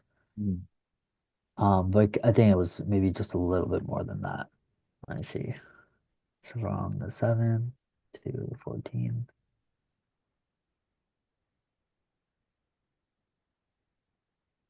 So here's what we need to figure out. You and Righteous, we need to get together and figure out the total amount you guys spent on leads to get leads, how many leads that you guys got, and how many like actually picked up. How many actually did estimates, how many actually closed. You guys need to get that. We need to get that as a group. And the reason that's important is now we can feed that information to the business owners on the onboarding and set proper expectations. Right.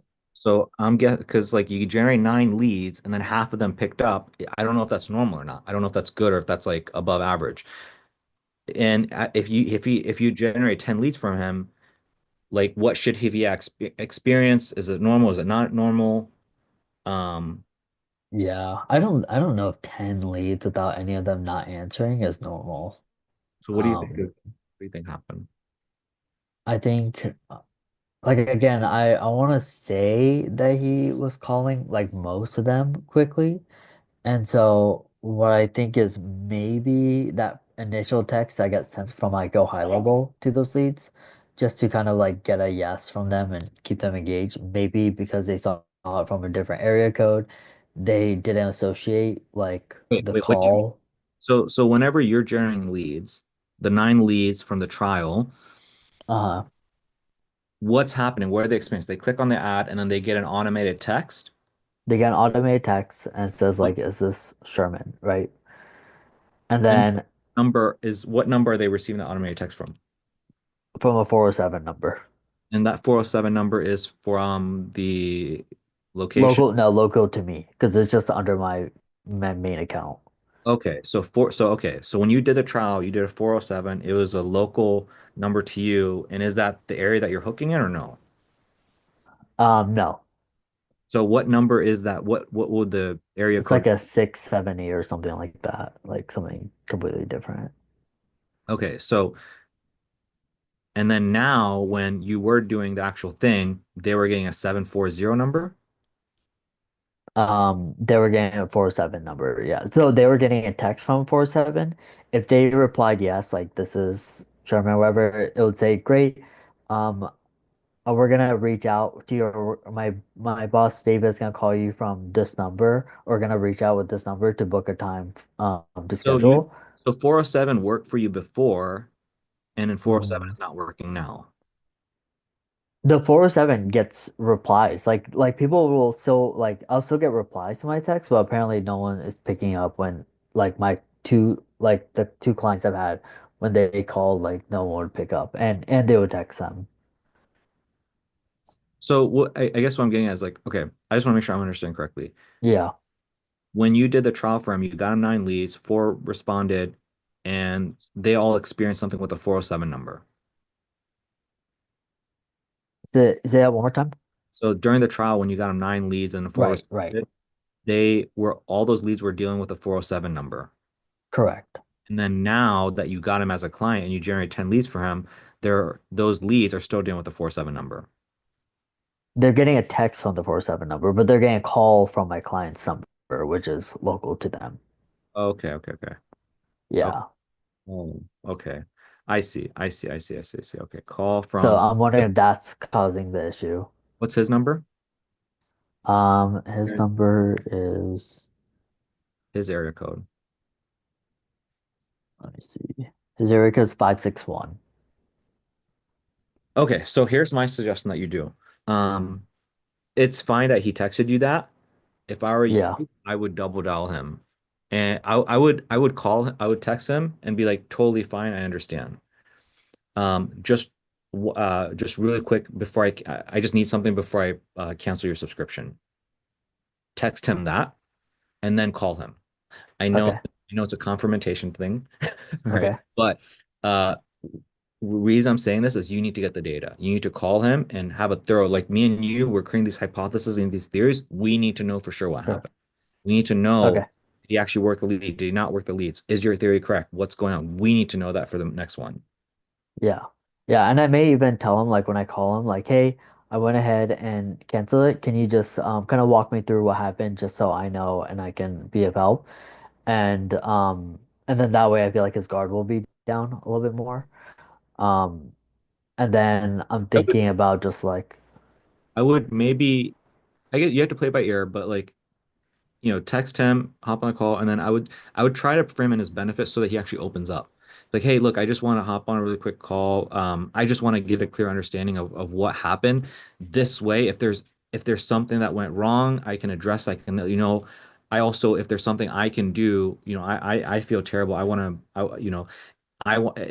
I'm happy to go out of my way just to make sure that you don't feel like it's a waste of your time. So if there's something I can do, again, I'm not looking for anything. But that's what I'm leading with. Does that make sense? So you lead with like a thing of like, if he answers you, there might be something in it for him. right. Instead of a, hey, I got nothing to sell you. I just asked you a question because now he's gonna be like, why the fuck should I spend Sure. time with you? Sure. Yeah. Yeah. You got no value in my life, right? Right. So that's what I would do if I were you. And then please let us know in the free to feed channel what actually happens if you are able to push that conversation forward. Because it's really Okay. important that that's the other bottleneck I'm seeing here is like the churn rate. The churn rate is like it's a great Right. close, but then people keep, it's like the 1 2 week mark. And I want to kind of figure out what's going on here. Yeah. And then what I think I'm gonna do is What still like for the rest of the week.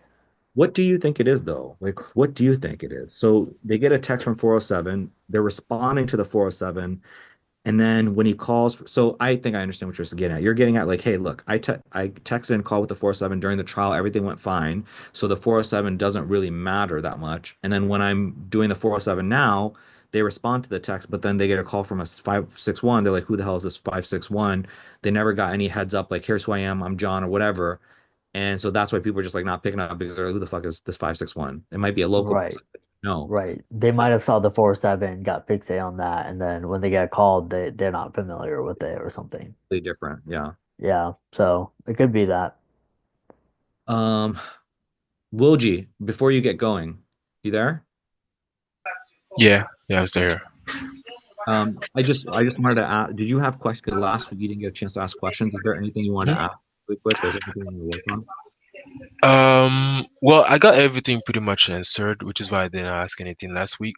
Um, but regarding but that I have to thank you, Righteous, regarding the thing you said about texting the person before texting the business owner before hopping on the warm call with them because I wasn't texting them, I was just like calling them right away.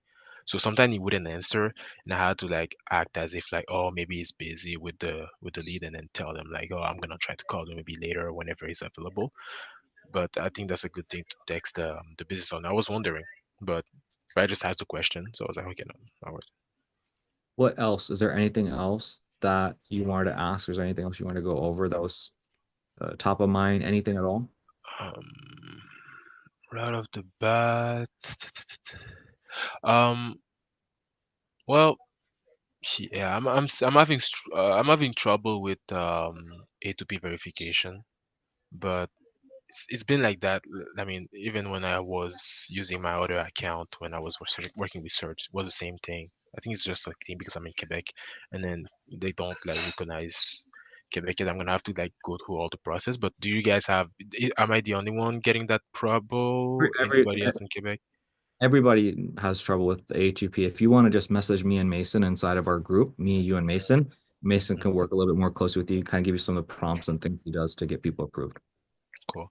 In the meantime, what I was thinking is instead of like messaging them on like testing them, was to use Messenger. Yeah. With Go high level, like you use Messenger instead of like text. That's what I was thinking about doing in the meantime. To work the leads or to work the business owners? Oh, the leads. No, the business owner I just use my personal phone. Okay. Uh, Aman, Righteous, are you guys using your Go High Level number to work the leads? I'm guessing that's what you are because that's what you were just explaining. Is that right? Yeah. Using my phone to work everything right now. So you use your personal phone number to work the business owners and the leads? Yeah. oh, interesting. Okay. I was thinking about using the GHL because I tried to get phone numbers for like local phone numbers, so that the leads can answer. But Yeah. I okay, think that's I think that would be the route. Like I personally think that would be the route is like having the local number per location. yeah, that's what I was doing. Okay. What else? Um, Outside of what we spoke, really, I'm just gonna find my ways and then yeah, keep working on the leads. I still haven't been able to hook a business for the place that I got the two random leads from another like part of the country. I still haven't been able to hook a business for that. One of them answered, but whenever I try to call them, it doesn't answer. Like he answered the text, but not the actual phone call. So I wasn't able to hook him. So yeah, I have like two leads that are just like cold. So have it happened to any of you guys before? Or what did you guys do in that situation? Righteous. Do you guys have anything where like you've gotten leads but then haven't been able to hook? Um, do you guys have advice on that? Gotten leads from the ad, and then yeah, I mean, I think like I'll usually just like let one lead come in, pick up the phone or get on the phone with them, be like, awesome, like my boss is gonna call you soon. And then afterwards I just kind of turn off the ads and just focus on hooking first before um, trying to figure out the ad stuff again. Is that kind of what you're talking about? Like you're running ads, you're getting leads, but then you don't have a hook? Yeah. Kind of, yeah. Yeah. Yeah, I would personally, I think what I do is I just try to prioritize hooking first, and then I'm like, great. I just kind of like I think I say it a little bit differently, where I'm like, awesome. You're gonna get a lead sometime this week, And so I would just look out for my call. So just save my number. I'm gonna text you my name and my number and just save it. That way when you see it, and it should be within this week. So I kind of frame it like that. That way, it gives me a little room to set up the ads and get the leads start coming in. And if I get to them sooner, then even better. I think That's what I did too. It was just like I made a mistake when I set up the ads and I forgot like to target the place. I targeted the whole country and then I got like two leads coming from another part of the country. One of them was very warm, like ready to work, but not able to book a call, to book somebody, to hook somebody for that. are you doing ads in Canada or in United States? Canada. I remember the initial place because the thing is, I tried to hook a business in an initial place in Canada, wasn't able to hook on anybody, and then I switched to the United States because I called pretty much everybody in the city. But one of them ended up like calling me back a couple of days later, and then since he called me back, I just hooked him, and then from then started like running the ads. So that's where it happens with all of the mistake with the other one. But it's in Canada right now, which is actually the time for like window replacement stuff. Everybody's like ready to do the work, and then the business owners are ready. Just trying to get him some So more. are you struggling like when you said you don't have a business owner hooked yet in that location, like how many texts did you send out in that particular location? And how many calls have you had in that location? Uh, calls absolutely none because none of them would answer the text. Even if I would text them multiple times. I sent 1, 2, 3, 4, 5, 6, 7, 8, 9, not 10. I sent 10 texts to that specific location. But they don't have like many window replacement guys in that location. Like when I checked on Google Map, like the whole place was like very empty. That's a problem with Canada itself. Like it's a big place, but not many people live there, I guess. So you sent 10, you got zero responses. One of them responded. Try to call them. And I'm they didn't on answer. I'm on your number is like 33%, or how many people respond? Respond is about 30% to 50%. 30 to Yeah, 50% onto the initial text. Yeah. crazy. And now for me, nobody, only one answered, and then it was like a couple days later when I called him. Hmm. What, Didn't where answer. are you targeting or what area? Like, This because one was it wasn't British Columbia. It's give me a second. Mm, If I were you, as you look, actually go ahead. no, keep going. I'm just looking for the exact place. I think you already said you're in the United States, but that would be the big thing I would do if I were you. So that, and it's just the hooking part has to be a non-issue. You know what I mean? It's like because you're already spending 20 bucks on a lead or whatever. Like that's you have to make sure that you have plenty of fish in that location. So I would make sure I'm selecting an area. So work with Riviera, figure out what he's targeting. Obviously, don't do the same place and then figure out another place. But you can't be doing, you're going to put yourself in this kind of predicament if you don't make sure you get yourself a very saturated location with a lot of business owners. Okay, so you recommend like just looking for a place filled with business owner first, and then from there looking for the leads after. Yeah, it's like you want to find a first of all you have to so for windows I'm sorry for painting we found out Right. like we found out Okay. in Columbus it was like not good because it's very cold. So first thing is just make sure it's a good location. So for windows and doors, I would assume it's like somewhere warm. Maybe in Canada there's still some cold locations. So find somewhere that's probably warm. That that would be good. And then from there, make sure there's quite a bit of business owner allocation, and then run the ads in there. Make sure you're getting decent cost per lead. So about 20 bucks, I think is what you're saying. Then from there, go ham in terms of like hook. Okay. That would be Okay. the Yeah.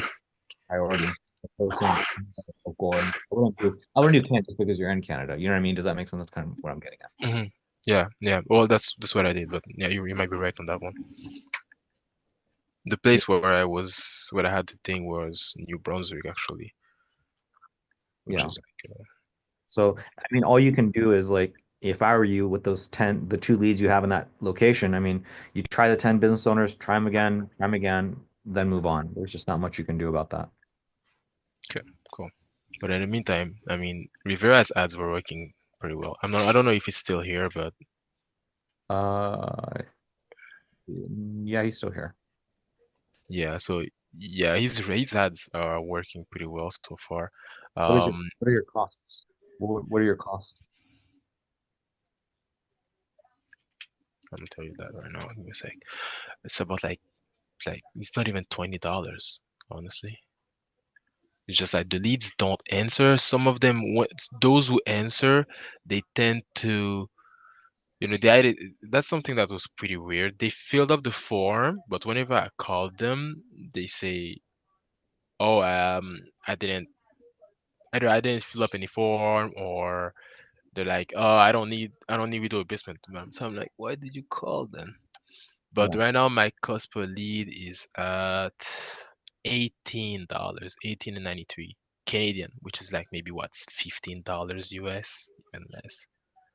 So Riviera, that's probably about the numbers you're looking at, right? About 15, $20 per lead. I think your buddy's 35. That Yeah, it's just around. And I was having the issues too with the like leads being like, I never signed up for a Facebook form. The only thing I have to say to that is I duplicated enough to where that became a not like they became more real when I obviously I still have issues with them picking up sometimes, but when I do pick up tends to be real now. But I don't know. That's how I solved it was duplicating that set. So so when you duplicate, are you saying are you getting another pocket of people? Is that what it is? I'm thinking I just duplicate it and try not to change much. The only thing I have is for exclusions is like Facebook and IG engagers. Okay. That's the only thing. Interesting. Interesting. I can test that. Regarding your ads, the one with the 100 windows. I think this is the one who brought me the release that I was able to do the warm end of today with. Hmm. So I feel like this one, it brings higher quality, even though it's more expensive. It's $22 cost per lead. It only brought me one, but the other one brought me six. But yeah, either they weren't answering or they said that they weren't interested or something like that. But 100 Windows is a good one. Both of them are good, but yeah. And you're not even using a before and after. I think you're doing like just a photo of some dude like about to install it, right? Or take out the old Yeah, one. yeah, That's exactly. interesting. And it's the one who brought me the guy that, I'm pretty sure the business owner is gonna close him because he was, told me that he was very interested in. However, initially when we got in, he told me that he needed the whole thing replaced. And then when I check on the form, I saw that it was written that he needed the whole thing replaced because the look was outdated. But should I have to go soon?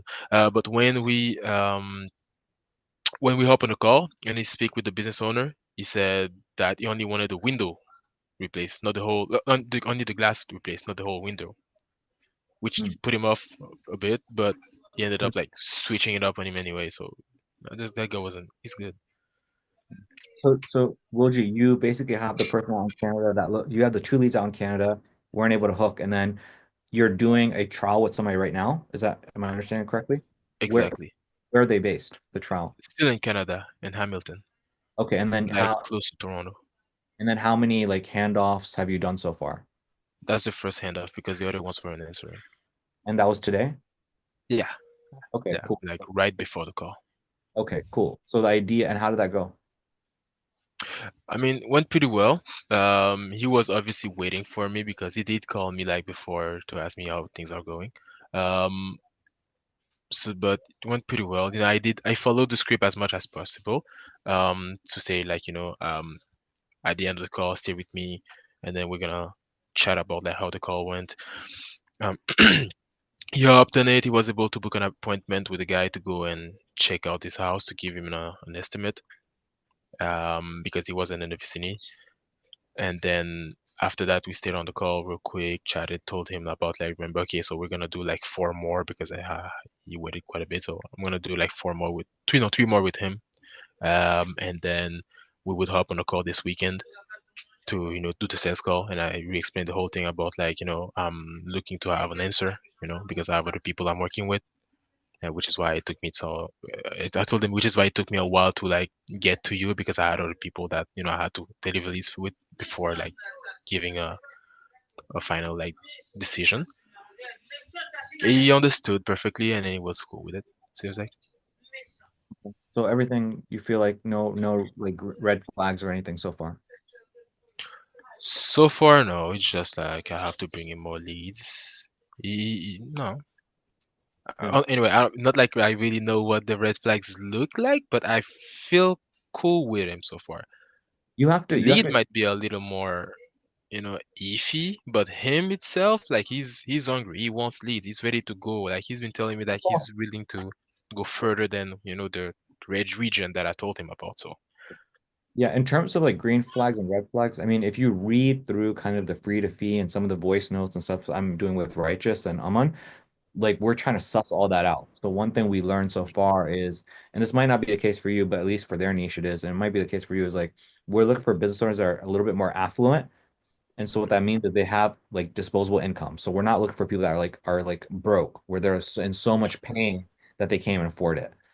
The mhm. second thing that we're coming to find is people that are a little bit like almost skeptical, where they're like, well, you got to prove, like, I'm happy to do this and talk to you on a sales call, but I just got to prove, I need to know that these leads are real. So that's actually like a criteria that we're finding for like good business owners, because business owners that just say like, oh yeah, yeah, sounds good. I'll do the lead, da, da, da. Let's whatever. Those people are actually not like the best fit. It's the one. So that's something we're picking up on, and you pick up on that again, but you have to do a lot of reps. So you're doing your first one, like Aman and Righteous, I don't know, they've probably done, each of them have done like three or four. So you have to, it's going to be like next week or the week after where you're going to really pick up on patterns as long as you keep up this pace. So if you do maybe this, so you got this person, if I were you, if you can do another hook, do one more business owner as well. Simultaneously, if you can manage both. And then by next week, maybe you do one or two more. And then by then, you're going to have a better idea of patterns, pattern recognition, stuff like that, if you can. Okay, so you guys recommend like I still keep hooking more business owner even if I have this one. Yeah, if you have time. I mean, if you have the time for it, like like you got like there's nothing yeah. I mean, if you guys can do it, do more if possible. Yeah, I can find the time. The thing is more finding the lead to give. But okay, cool. But if well, since we're here, he told me he's been telling me about like oh yeah, he wants to verify that the leads are real.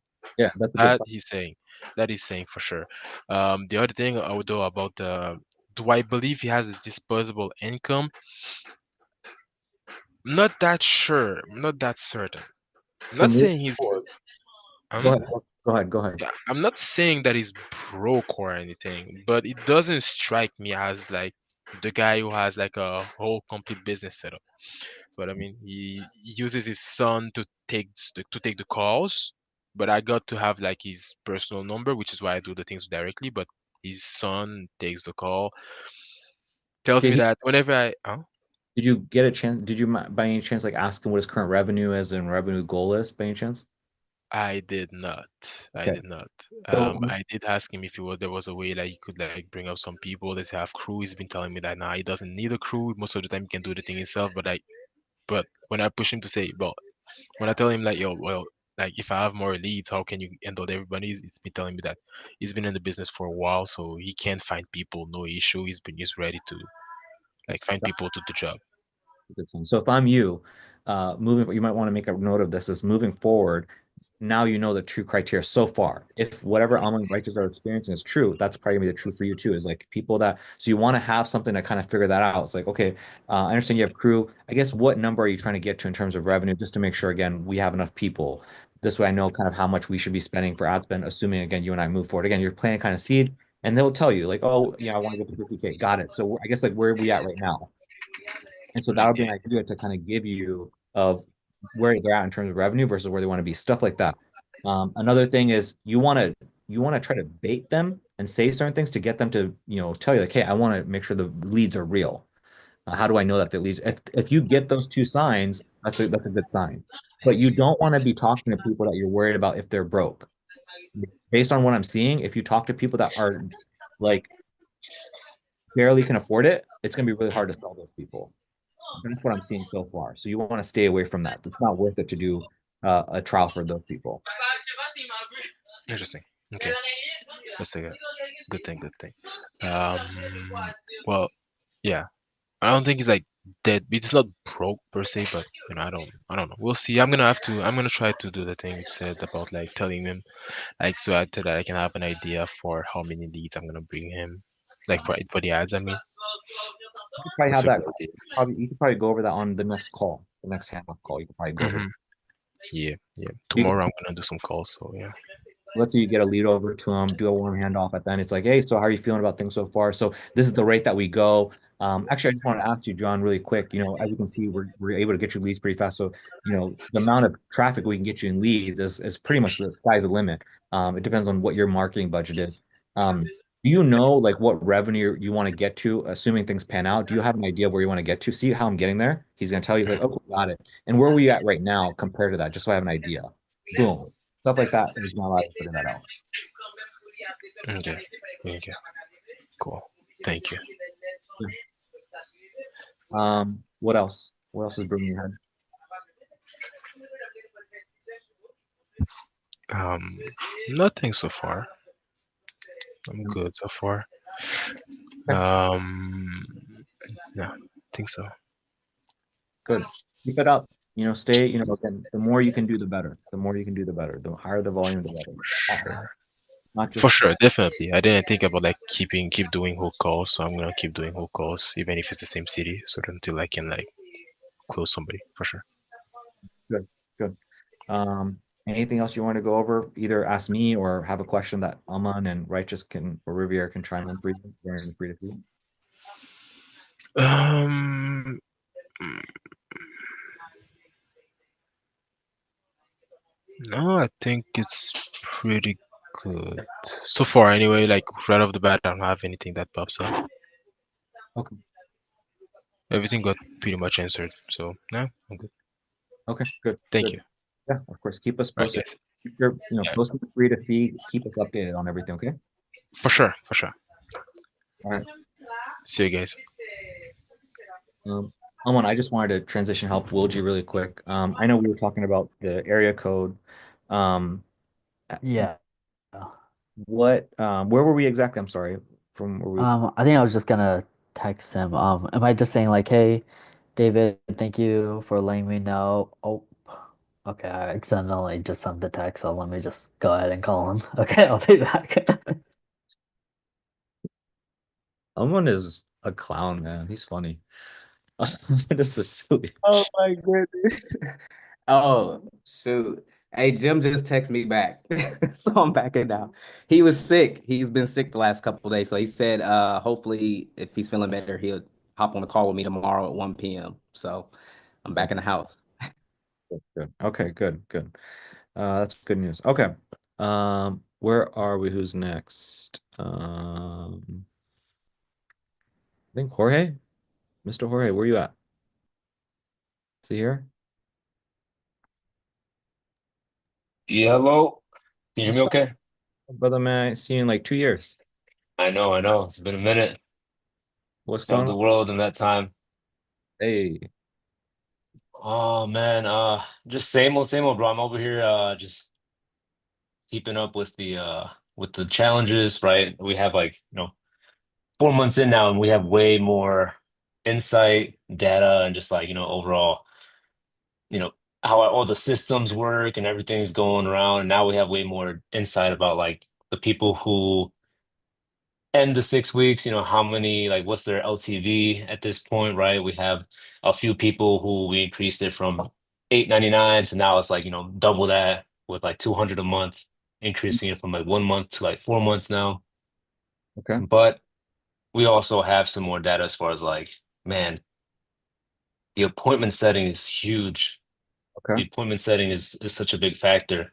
And I took a hit because my cousin ended up getting another job because she had to get a job for school. And then my girl got more hours too, so she can't call as much. So now I'm like in the process of actually going through a whole like hiring an appointment setter on Fiverr, right? And just doing my best with that. I've been copying some funnels for like appointment setting, seeing their application process. And that's where I'm at right now as far as that. But on the agency side of things, I still have my ads on. I have had a couple more, I think one sales call from Okay. last week, and definitely skills are improving. What else is improving too is I started creating more content on YouTube, like long form content, and I've been sending that out before the after the discovery, before the sales call, and it's been helping a ton, right? I did that along with some nurture emails too, just pretty much like supporting the content that I send over, and it's been working well, right? They're like they watch every single one of them, they open every email. Now, when we got on the sales call, it was pretty much I pitched the 4K or the 9800 PIF. And then they're like, oh, wow, I see everything. It's worth it. But we just really don't have that. So I was like, cool, no worries. How about let's just start it with a trial deposit for 1,000.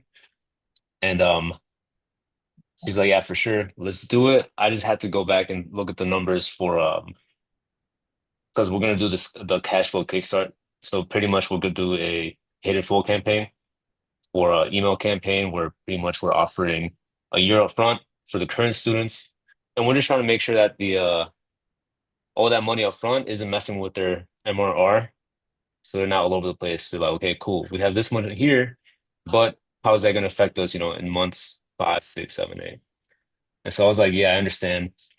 At that point, we were already like an hour and a half in, and I felt like I had her, but it was just that number. She's like, cool, let me take care of it. I'll give you the numbers tomorrow, but I really want to do this.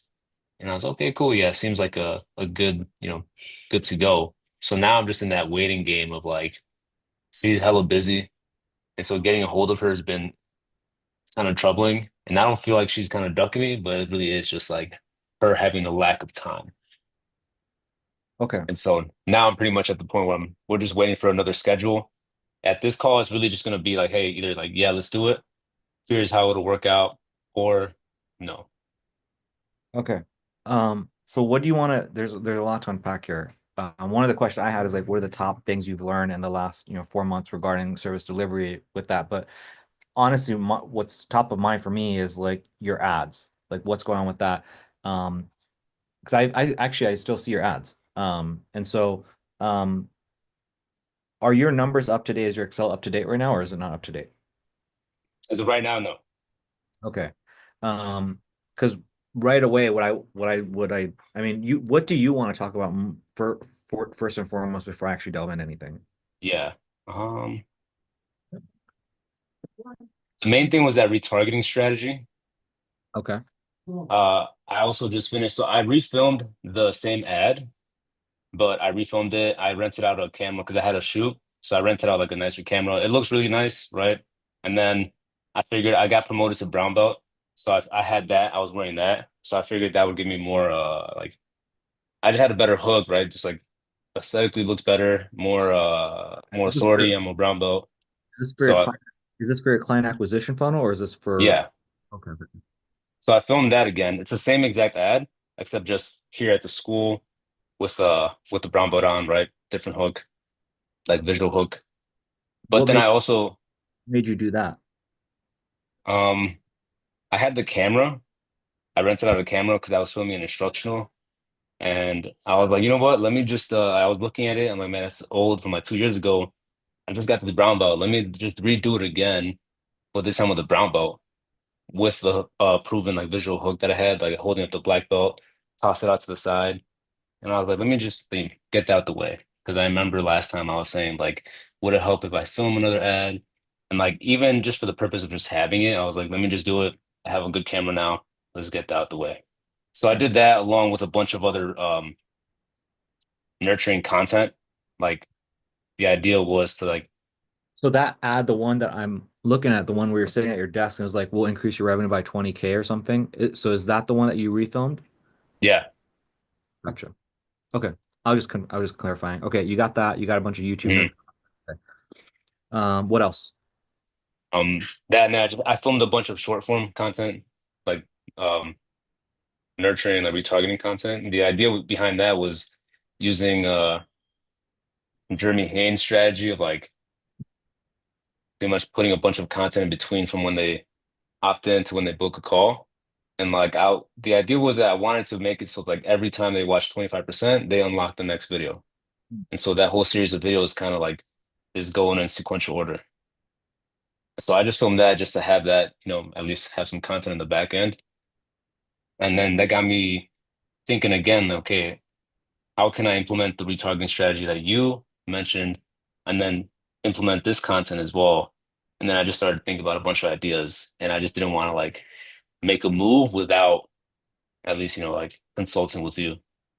So this is retargeting content for your client acquisition funnel, it sounds like. Yeah. Oh, okay. The Um, other the other retargeting about the school, that was just like that was just an additional question because I already had that and I was like, what if I just did it for this too? yeah.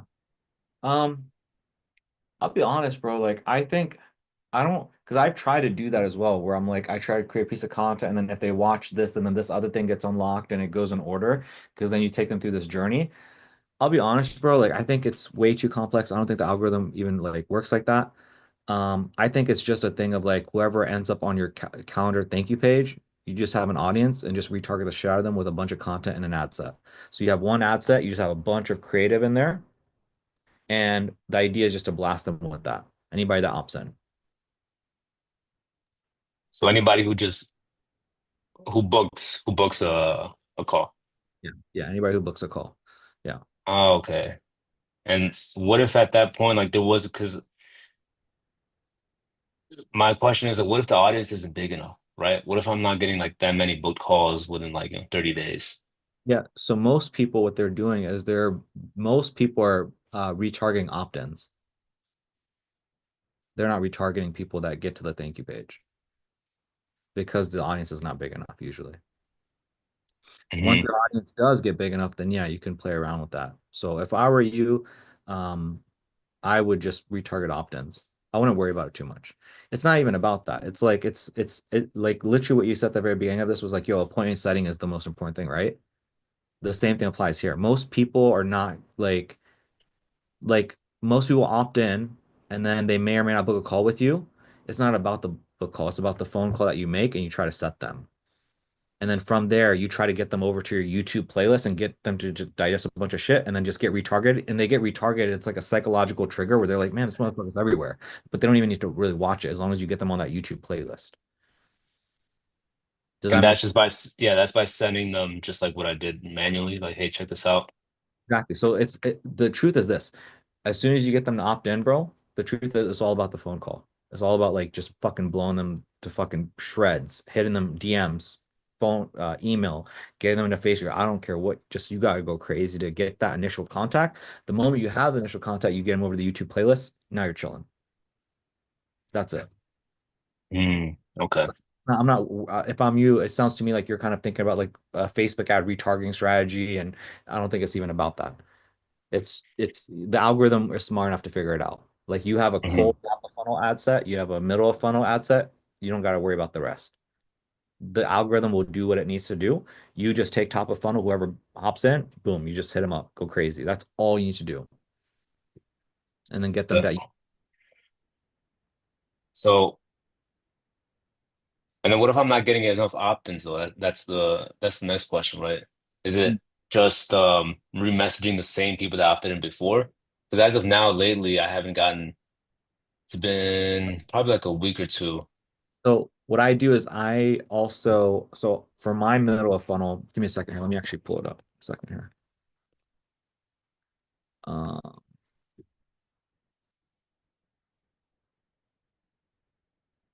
I can show you how it's set up here.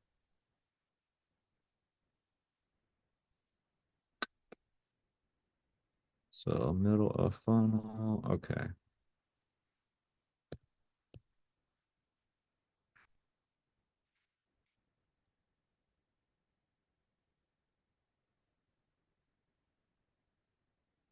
It's not pulling.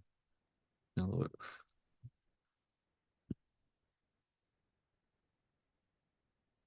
I refresh this really quick.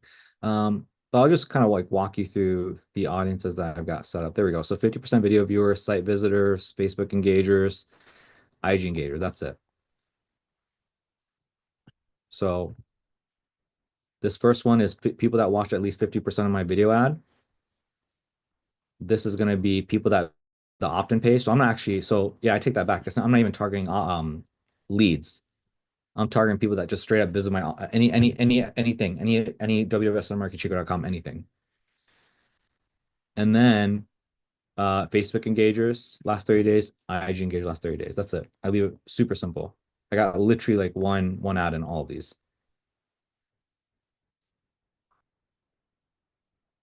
It's just like a testimonial based ad. So so if I'm you, I mean, I definitely would do more than I'm doing, like throwing like 3, 4 creatives here. That's For what I would, each for yeah. each ad set, like for each audience. I would like if yeah, like I would throw in 3 of the exact same ads within each of the ad sets. And I have it set up where it is CBO. Why So is that? I'm letting Facebook put the budget wherever it wants to put it. Like I'm not telling Facebook, oh, give it to this ad set, this ad set. I'm saying Facebook, you figure it out. I just have a certain budget. Mm, So again, that's what I mean. Like what I said to you earlier, like you don't need to overthink this. okay. So But and when you step one, create a CBO campaign. Step two, you can have these audiences. Step three, have 3 ads that you throw into each of them. That's it. and the 3 ads are gonna be the same 3 ads in each ad set. So it'll be like ad one, ad two, ad three, or is it ad one, ad one, ad one? So each ad set will have 3 ads in it. So ad set one, so I'll draw it out for you. So this ad set will have these 3 ads. This ad set will have these 3 ads. And these are all the same. Oh, okay. Yeah. Because Okay. as of right now, if you look, all 4 of these ads are the exact same. Gotcha. Yeah. And this is like keeping it simpler than like doing all that, 50% this, 50% that. Is there a time and place for that? Bro, you gotta have like crazy traffic, I think. You gotta be spending like 30, like I don't know, like 10, 20 G's a month for that to even make, Mm, yeah. Yeah, okay. Facebook is smart enough to allocate the budget and figure it out. It's not, I wouldn't worry about that. So this is what I mean is like if I had your KPIs, bro, I could have a better look and I could tell you what's broken. Like what I'm more interested in is this. What I'm more interested in is like how many book calls, what is your cost per book call? What is your live discovery call, cost per live discovery call, sales call, cost per like those are the things I'm looking at. I want to look at those and those I can tell you if something's broken or not. But it's Hmm. there's probably nothing broken here, most likely. Hmm. Do you know And like then so how much I mean, so when you turn on your ads, how much have you spent so far since you turned them back on? so far I've been doing 25 a day. You can actually like just share a screen, that might be easier. Yeah, let me see. Um,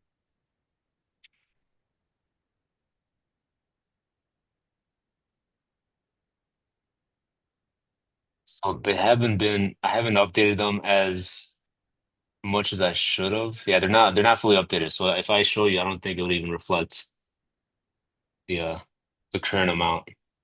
Okay. What I'm interested in is I want to know when you launched ads again, how much you've spent so far. Oh, okay. Let me see.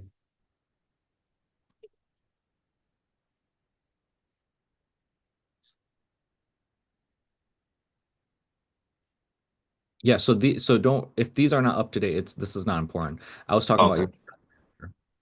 your no, open that back up, go to your ads manager.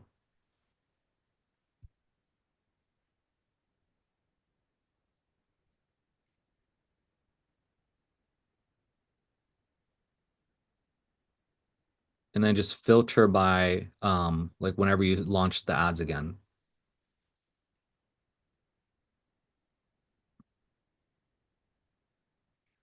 And I'm going to make a suggestion in terms of your sales. So don't let me forget. I'm going to give you a close here before you go.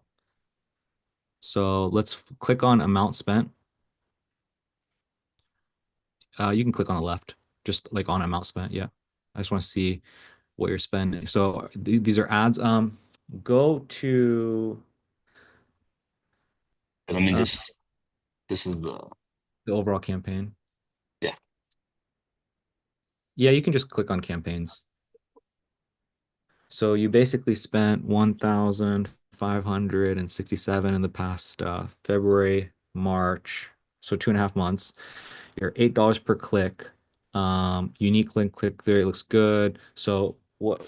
So one, 5, 6, 7 divided by 20 book calls. I'm willing to bet it's more than 20, right? It's probably like how many book calls have you probably gotten? Like 30, probably. Booked calls. Like I don't leads. think it's been that much. 'Cause right on the site it says 20.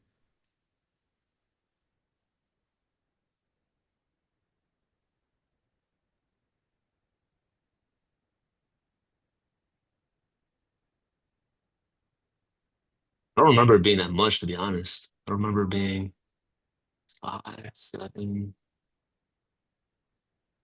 No, I think it's been more like 15. I don't know why it says 20. There's got to be something like that I'm missing. 15? You say 15 is more. Okay, so if it's 15, then it's 1, 5, 6, 7 divided by 15. Bro, it's $100 per book call, bro. It's still really good. $100 for a book call is like really fucking good, bro. Okay, so $100 per book call. Out of those 15 book calls, how many of those did you actually have a conversation with? The 15, I'd say Probably about seven, I'm guessing. half. Yeah, I'd say about half or so. I'd have to check the looms to see which ones I actually recorded to have a My call guess with. is My guess is you had 15 people book a call, seven of them you had a conversation with. Out of those seven, two are qualified, I'm guessing. I had one, two, three. I think I had three that were qualified so far, three or four, Okay. because the other, the first three were like the ones where I was testing out the offer. All right, bro. 522 for qualified sales call. Bro, you got like so you spoke to three people that are really good in the past 2 months, yeah? Yeah. Bro, these are good ass fucking numbers, bro. These are really good numbers. Like your numbers are 100%. Like usually I'm looking at $100 for a book call, Uh, $200 to a call. One out of three is qualified. That means $600 for a qualified lead. And then one out of those five you close. So 600, 600, 600. So you spend about 3 grand to close one deal. And this is like conservative. So your numbers are just fantastic, bro. Like overall, your numbers are really good. Here's my suggestion to you. Okay, here's what I'm looking at. You don't got a problem with your ads. Probably don't even, you're probably better at working your leads. I remember one of the big issues we had before is like you weren't working the leads fast enough, hard enough, and you're disqualifying people too early. mhm. So if you have not closed it, I mean, first of all, like you need to have 5 calls before you even consider anything, right? You had three, it sounds like. You need to have five before you make a decision. Okay. That Why means that, five? huh? Because Why? typical close rate is 1 out of 5. You're closing 1 out of 5 qualified sales calls. So you have three. Does that make sense? Yeah, I So see. So basically, if I divide, so 1, 5, 6, 7 divided by 3 times 5, that means this is going to be too small to see. 2,600 is what you got to be spending to close one deal and make a decision. So Mhm. you spent 1, 5, 6, 7. You need to spend a total of 2,611, and you should have one close from there. Now, that's average, right? That's average if you have an average offer, average everything. My suggestion to you is this, bro. My suggestion is to you is this. We spoke about this a few months ago. I suggest making your offer this, okay? Because your shit's too fucking good, bro. Your shit's too good. If I'm you, on your sales call, you say, hey, look, Mr. and Ms. Business Owner, to work with me, it's X dollars per month, which equates to, so it's, I'm gonna just fuck up the math. I'm gonna do it my way. It's $2,083 a month. So for 3 months, that's 6,250. Or if you prepay, it's going to be a one-time payment of 5 grand. Now, in your particular case, what I'd like to do is I like to get your feet. I like to start with just a $1,000 trial to get your feet wet, just to get you some results. And if you're happy, great. I'll go and honor the rest of the discount if you still want to. If you're happy, so something like that. Basically, what I'm saying is, right now, what you're doing is you're leading with the 4K or 10K pay in full. I want you to lead with 1K from now on. I just want your close, bro. I just want your close. Your shit's too. If you just close and we do the email campaign, they're gonna pay you full. Does that make sense? So it's like if Yeah. you could probably do a 20% close rate, but if you do that offer, bro, you probably have like a 50% close rate. So that means every $1,000 you spend, you close a deal. And I think if you spend $1,000 and you get somebody to pay you $1,000, and even if like one out of two move forward and one out of two don't move forward, like you're still going to be massively profitable. So you spend, let's say it costs you $1,000 to get somebody to say yes to $1,000 trial. Let's say you get three people to do a trial. So you spent 3 grand, they gave you 3 grand, you're break even, two people move forward, you just got 9 grand, 9 grand, you got 18 grand. You turn 3 grand into 18 grand just like that. Hmm. Yeah. Okay. I see now. Does Yeah. I that's was math? Does the math for you? Does it make sense? the math is mathing. So three conversations, $1,000 trial for every single one, and get them each a pace. Fuck it. If they don't move forward, you're gonna get at least one or two people to move forward. You're chilling. That's what I would do. It's good that you create content on YouTube, all the stuff, the shit that we talked about. I'm glad it's really helping. It sounds like it's really helping with the sales call. The problem that I'm seeing, the only thing I'm seeing, bro, there's no real problem. Again, there's no problem with the ad targeting, nothing. Your shit's fucking fantastic, bro. It's just the offer that you're making. It's the higher the price point, the better your sales is, the better you have, the more content you have to get them to watch. Like you're doing a really hard thing. Selling people a 10K thing is hard. So instead, I'm suggesting you bring it down to 1K, get your foot in through the door, upsell them. What are your thoughts? Yeah. I think that makes sense because each class, I mean, each call that I was on, I was doing the, hey, this can be this much or this much, right? The close like you said in the training. And then they're like, oh man, like there was more questions after that. I Yeah. was like, hey, cool. So that's where I started doing more content. And I sent it to the most recent call that I had, I felt like was probably the best one I've had in terms of like how educated she was, how confident I was, how the results I had, right? She's like, everything makes sense. It's really just like, will it fuck up our monthly recurring revenue? She's like, I don't have that information right now. Mm, But I did go down to that upsell. I mean, I guess downsell to the 1K trial. mm, And she's like, oh, okay, yeah, that definitely helps out. And then like what happens after, right? Like, cool, we do the 1K, right? And then I was like, yeah, this is how it's gonna work out. Either that, we can remain that, or like maybe like a pay on performance, like to get to that. No? Just keep it simple, bro. Just trust me. It's like do literally everything you've been doing, but add a Yeah, few. Like, hey, it's typically this, or prepay this. In your particular case, I'd like to offer it to you for $1,000 to get your feet wet, get some results. My game plan is to get us in, me make you the money within the next 7 days, and then from there, it'll be a no-brainer for you to pay off the remaining balance. Or if you want to do month to month, you can do that as well. So so what you did is you basically made this offer and she's like, damn, that's expensive. And you're like, what about 1K? And then she's still like hesitant. She's still like, that sounds good, but what about this? What about if you had led with, hey, it's this or this, but I'm gonna give it to you for this. How does it sound? It's gonna be so fucking sexy that she's gonna be like, all right, cool. And then you wouldn't run into the issue. Like, exactly. You get what I'm saying? You would yeah, have nipped, you would have prevented what you're going through right now. That's what I'm trying to get you to understand. And it sounds like you understand that. So yeah, just trying to get you to make it so fucking brain dead stupid simple for them that they're not going to even they'll be like, damn, this is too good to be true. Let me go and take Jorge up. Like the worst I lose is $1,000. That's the idea. yeah, yeah. And then from there we just blow them away once we actually start working with them. Okay. Cool. Makes sense. Yep. What else? So as far as like, I mean, I have all the content. Like, what do I do with it? Do I put it to use or What do you mean, like the ads and stuff? I mean, it's up to you. Like, okay, so you have like that. for the middle of funnel? Like for the middle funnel, let's say. So I film all the shorts, right? And like they're decent shorts. I think they're pretty good, right? They talk exactly to like the gym owner and like, exactly what like retargeting content should be like. But I have like 15 of them. Like I guess, and you said three. If I was you, I mean, maybe what you do is another suggestion is this. Um, can I share my screen with you? So basically, what you could do is you could have like one campaign and then you have one ad set And in this ad set, you have audience, audience, audience, audience. So this is like the 50% video viewer, IG engager, site visitor, all this shit, right? Whatever I just went over with you. So that's all part of this ad set. And then within that, you throw in your 15 piece of content and just leave this and have like a minimal ad spend towards this campaign every day. Wait, you lost me like where it breaks down into like all the 15. So you have one campaign, Uh-huh. you have one ad set. In that ad set, you have all of these audiences, which is your 50% video viewer, 30%, 30-day engager, Facebook, 30-day engager, Instagram.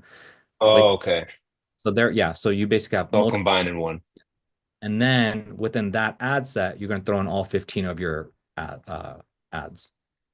And then the Gotcha, idea gotcha. is that these people, Facebook will show them as necessary to the business owners. And again, it should be minimal. Okay. Again, Yeah. I think for you, the heavy lifting, like I mean, that's not gonna, I don't think I don't think that's gonna be the big lever for you that's gonna make you money. The big lever is the YouTube content you created, which was fantastic. I'm glad you did that. And it's gonna be the sales process. That's it. That's what's gonna crush the deals for you. Gotcha. Okay. So hopefully that answer you said what should I do about that's what I would do if I were you. And That here's what, answers, yeah. what I would do. You're saying you spend like $25 a day. Yeah. So I don't know if you can do this, but so I mean 1,500 divide. So you spent $1,500 over the last February, March, like 2.5 months, bro. If I was you, man, if you can, bro, I mean I would spend $50 a day. If possible. If possible, I'll Hmm. spend $50 a day. Get your first close, bro. You know what I'm saying? Like, yeah, I would just ramp that up if anything. I wouldn't even, yeah, like you're gonna be much better off spending $50 top of funnel, ramping that up as opposed to trying to do this retargeting stuff, in my opinion. Gotcha. If you've And got the then, for it, do top of funnel. okay. With that, right, this is like more of a technical question. With that, would I where am I giving that $50 a day to which ad set? To the one that's performing the best? Because like you don't want to just like jump from like 25 to then like 50 in the same ad set, right? That's the tricky part. I remember we ran into issues with that. So if I were you, you already got one ad set that's working really well. I would not touch that with a 10 feet pole. If I were you, I would maybe create another ad set top of funnel and just do a different type of targeting. Are you doing open targeting or what kind of targeting are you doing right now? Look like audience. No, this one was a stacked interest, the one that we first started with. It's the same one. Okay. So I would just try a different audience, man. Do open, do a look like audience, do just anything. I don't know what the right thing is going to be for you, but anything to be able to spend more budget. That's honestly what I would do if I were, if anything. So maybe what I would do is I would do $20 to another top of funnel ad set, and then I would do $5 to retargeting. So I have one that's running already. $20 to another one that would be like a different targeting, like and when you say different targeting, it could be like literally just leave it open across the US Yeah. and try that. Or in the interest, like take away one interest, would that be enough, or would it be like completely different interests? I would recommend doing completely different interests or open targeting or like a lookalike audience. Like you could probably create a lookalike audience of people that watch 50% of your main ad the past like you've ran it for like a year. So you probably have a good Mhm. amount of people that watch that ad. You probably could create a good lookalike audience from that. Oh, okay. So yeah, I have never done a lookalike audience, so I'll look into that. Yeah. So do you know how to do it? No. You basically create a custom audience of people that have watched your video. And you can do it like custom audience of people that have watched your video 90% of the way through, 75% of the way through, 50%, 30. So I would, if I were you, I would select people that have watched your video 50% of the way through the last 365 days.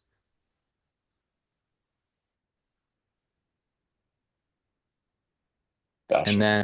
then from there, you can create a 1% lookalike audience of those.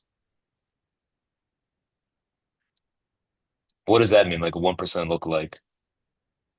So you can select different percent. You can select 1%, 2%, 10%. Smaller the number is, the more that lookalike audience is like your custom audience. Gotcha. Yeah. So do that, right? And then, so 20 regular one, 20 on that new one, and then $5 a day on the old 15. for the middle So funnel. So 25 on the one that you already have. Don't touch that one. You're going to Hmm. create another ad set within that campaign. That one's going to be 20 bucks. And that one, we're just fucking around. Try a look like audience. Let's see how that goes. If that doesn't work, we'll try open target. We'll just fuck around until something works. And Hmm. then have another campaign that's going to be a CBO campaign with one ad set with all those audiences in it with the 15 creatives. And that's just going to be $5 a day autopilot. Sure. Okay. Makes sense. Yep. And then that's it, bro. Easy peasy. Easy peasy. All right.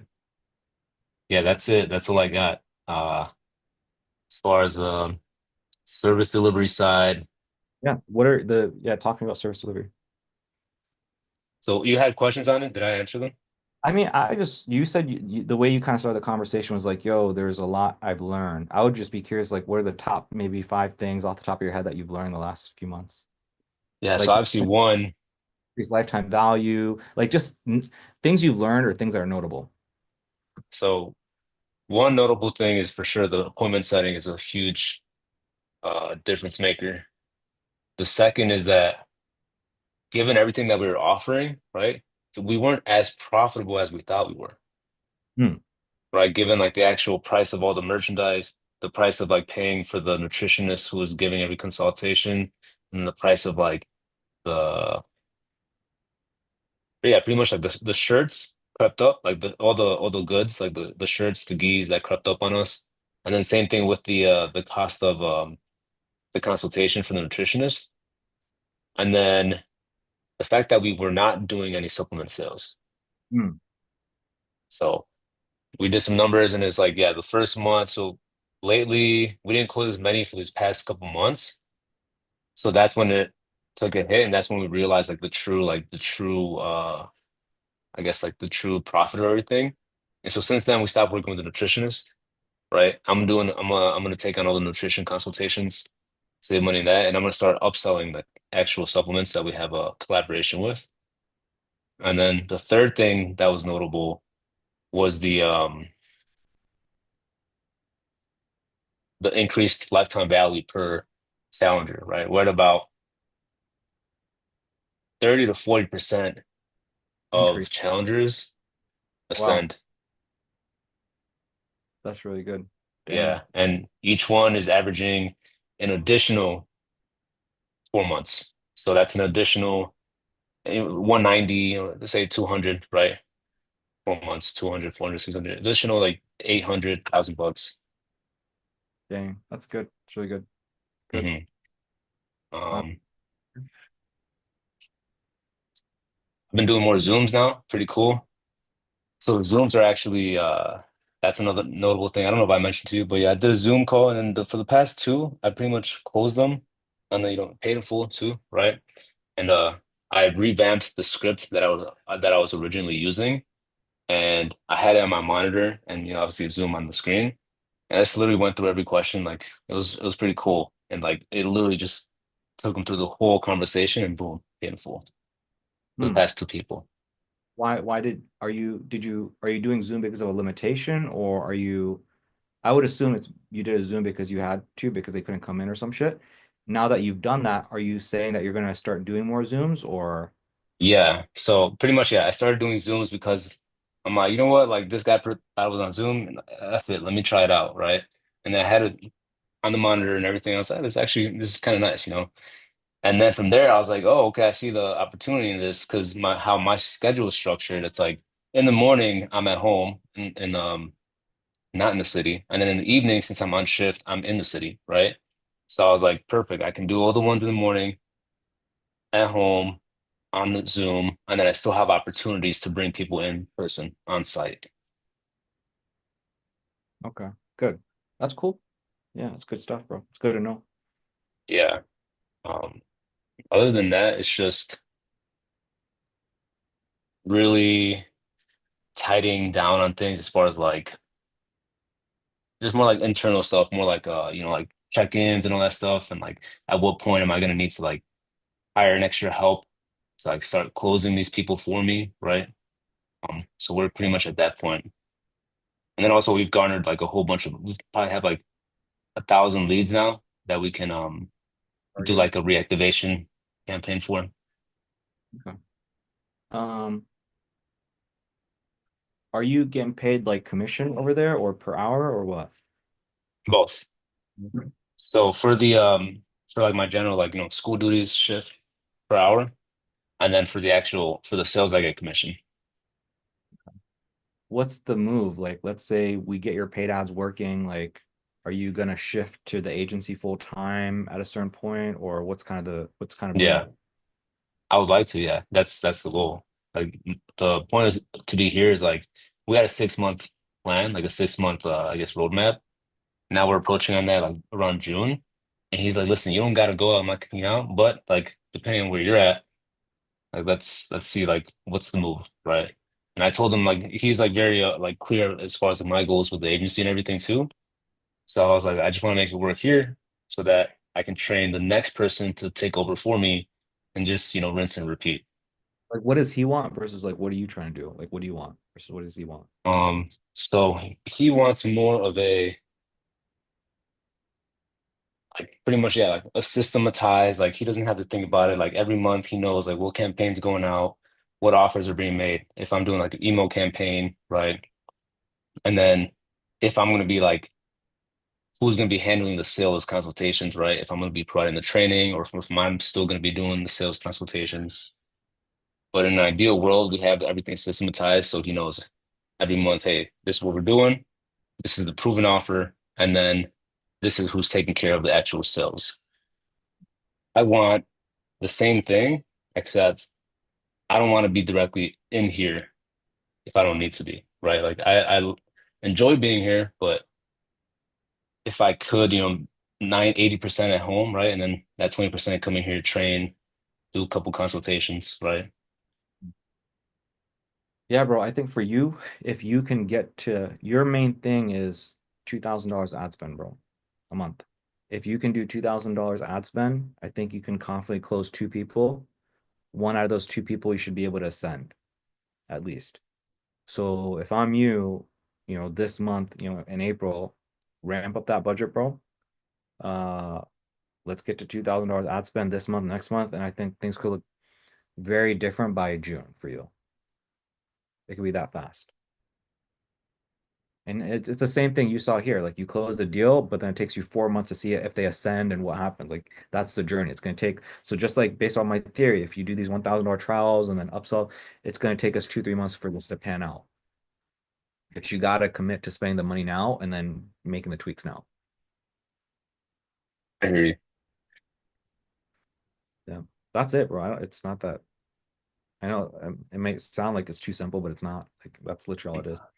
Ramp up ad spend, bro. Change the offer a little bit, and that's it. Cool.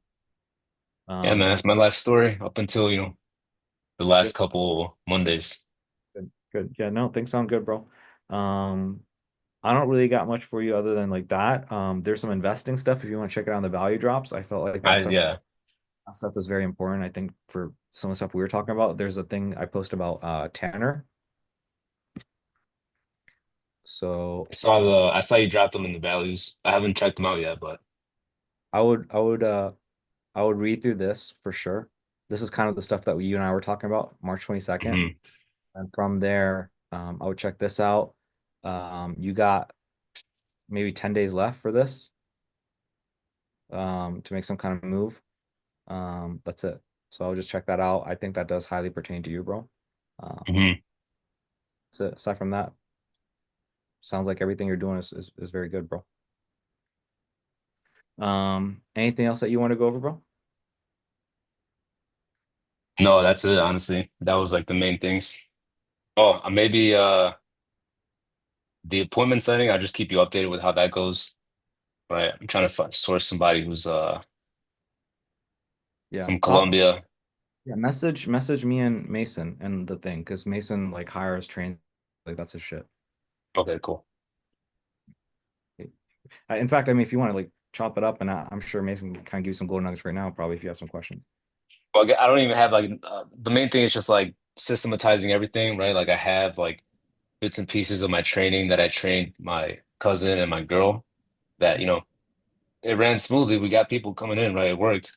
Now it's just actually like putting it all organized, structured, so I can send it off to somebody so they can literally just copy paste. Nathan, So you got some words of wisdom for him, bro?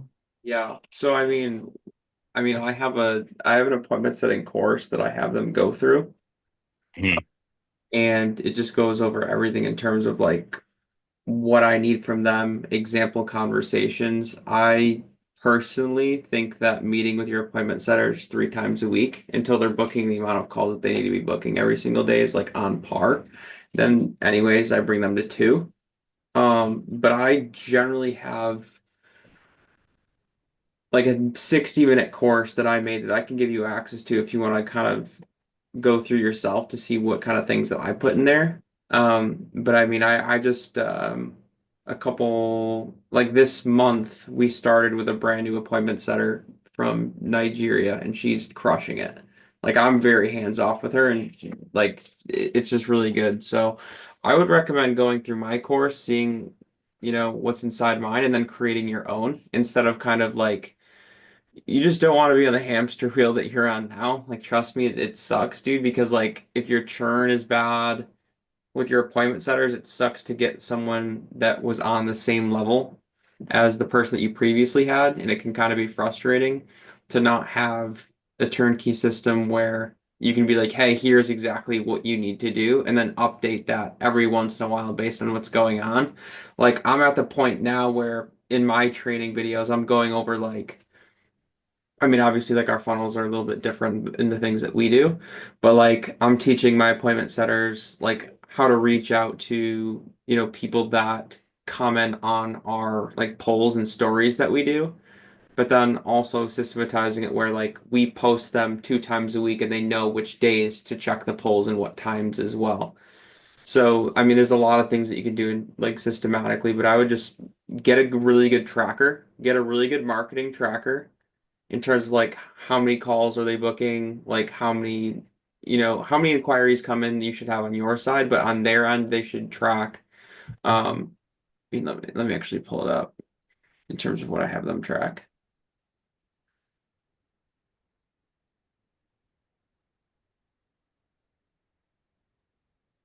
Okay, here I'll share. Can I share my screen with you? Yeah, you can share. Okay. So this is a tracker that I use. So I know I have a target, right? So that kind of like put something on them in terms of like, hey, this is kind of the number that we're shooting for today.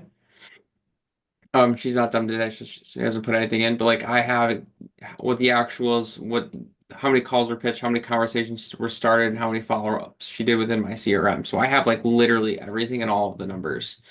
Um, so yeah, I mean, this is kind of what I use, and I just go month to month. And then on the calls, like on Monday, what I do is I go over like target KPIs of what that week is going to look like. So if I make any ad spend adjustments, things along the lines of that, like I let her know if there's any ad changes, like, hey, there's going to be keywords that are going to be a little bit different. This is how you handle those as opposed to the ones that you've been currently getting. And then on Wednesday, we talk about like how like things are going and how can I hit their targets more frequently and what things that they're currently seeing over and over and over again, any questions that they have. And then what I do as well is within the first month of like training them up, what I do is I use Chat GPT and I throw conversations in from Instagram into Chat GPT. And then I just give them prompts and say, what would you say back to this? What would you say back to this? What would you say back to this? And I literally just read through all of them. I read through all of them, give them corrections. And then one time a week, I'm like, hey, this is what you should have said here. This is what you should have said here. Here's examples. And then I have frameworks and scripts that I give them to follow. So if they're ever lost or don't know what to say, then they can always go back to that. But I'm at a point where my appointment setter doesn't even use a script. Like she Mm, understands fundamental, and as long as they're nice. script and they can follow that, they're good. Then I'm like, okay, now I teach them the next thing, which is like, how do I sound more like a human as opposed to like a robot? Yeah, gotcha. Okay, for sure. Yeah, this is very extensive for sure. If you hook me up with that course, I think that'll be a huge help Yeah. because more or less this is kind of what I had. Not to like this extent, not like this detailed, but as far as like training them to the point where they're kind of like flowing and like they just understood the fundamentals of like where to steer the conversation and what information to get. Yeah. But I just want to do it the right way of, giving it to somebody that I'm not in front of, and I can like literally just, hey, don't say it like that, say it like this. This is what I will say as well. I think the payment structure is very, very, very important. So in order to really mitigate risk on your end, I would recommend instead of paying them like a huge upfront fee or pay them hourly, I would pay them minimal plus a commission based on closed deals. That's what I would do. So like for example, I pay my appointments that are 500 bucks a month standard flat and then just 5% for every single deal that's closed.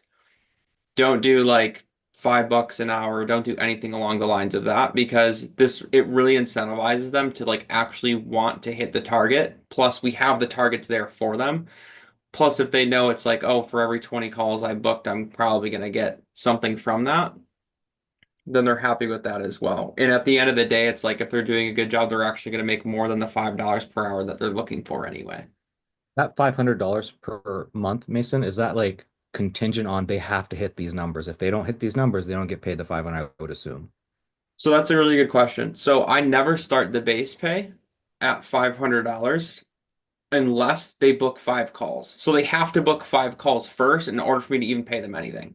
So once they've like proven to me that they can actually book calls, then I'll start the base pay and I never start at 500. It'll go from like 400 to like 420 to 440 to 460 to 480 to 500.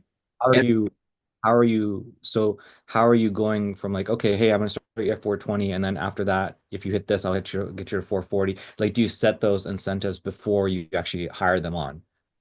yeah, so I mean they know the percent of which I'm giving them, but they don't know exactly what the number is. So generally, like I'll do my best to always pay them at least 500. Like I always like if I pay them base 400, I'm gonna give them 100 and just say it was from commissions, even though maybe if I didn't, which has never happened before technically to me. But I always like say like the 500 is the base pay for what I'm looking for, and then oh, this is actually super important as well to bring up. Um, in terms of shifts, like having them work, if you need someone around the clock, like let's say 12 hours you want coverage from, which is pretty standard, I feel like.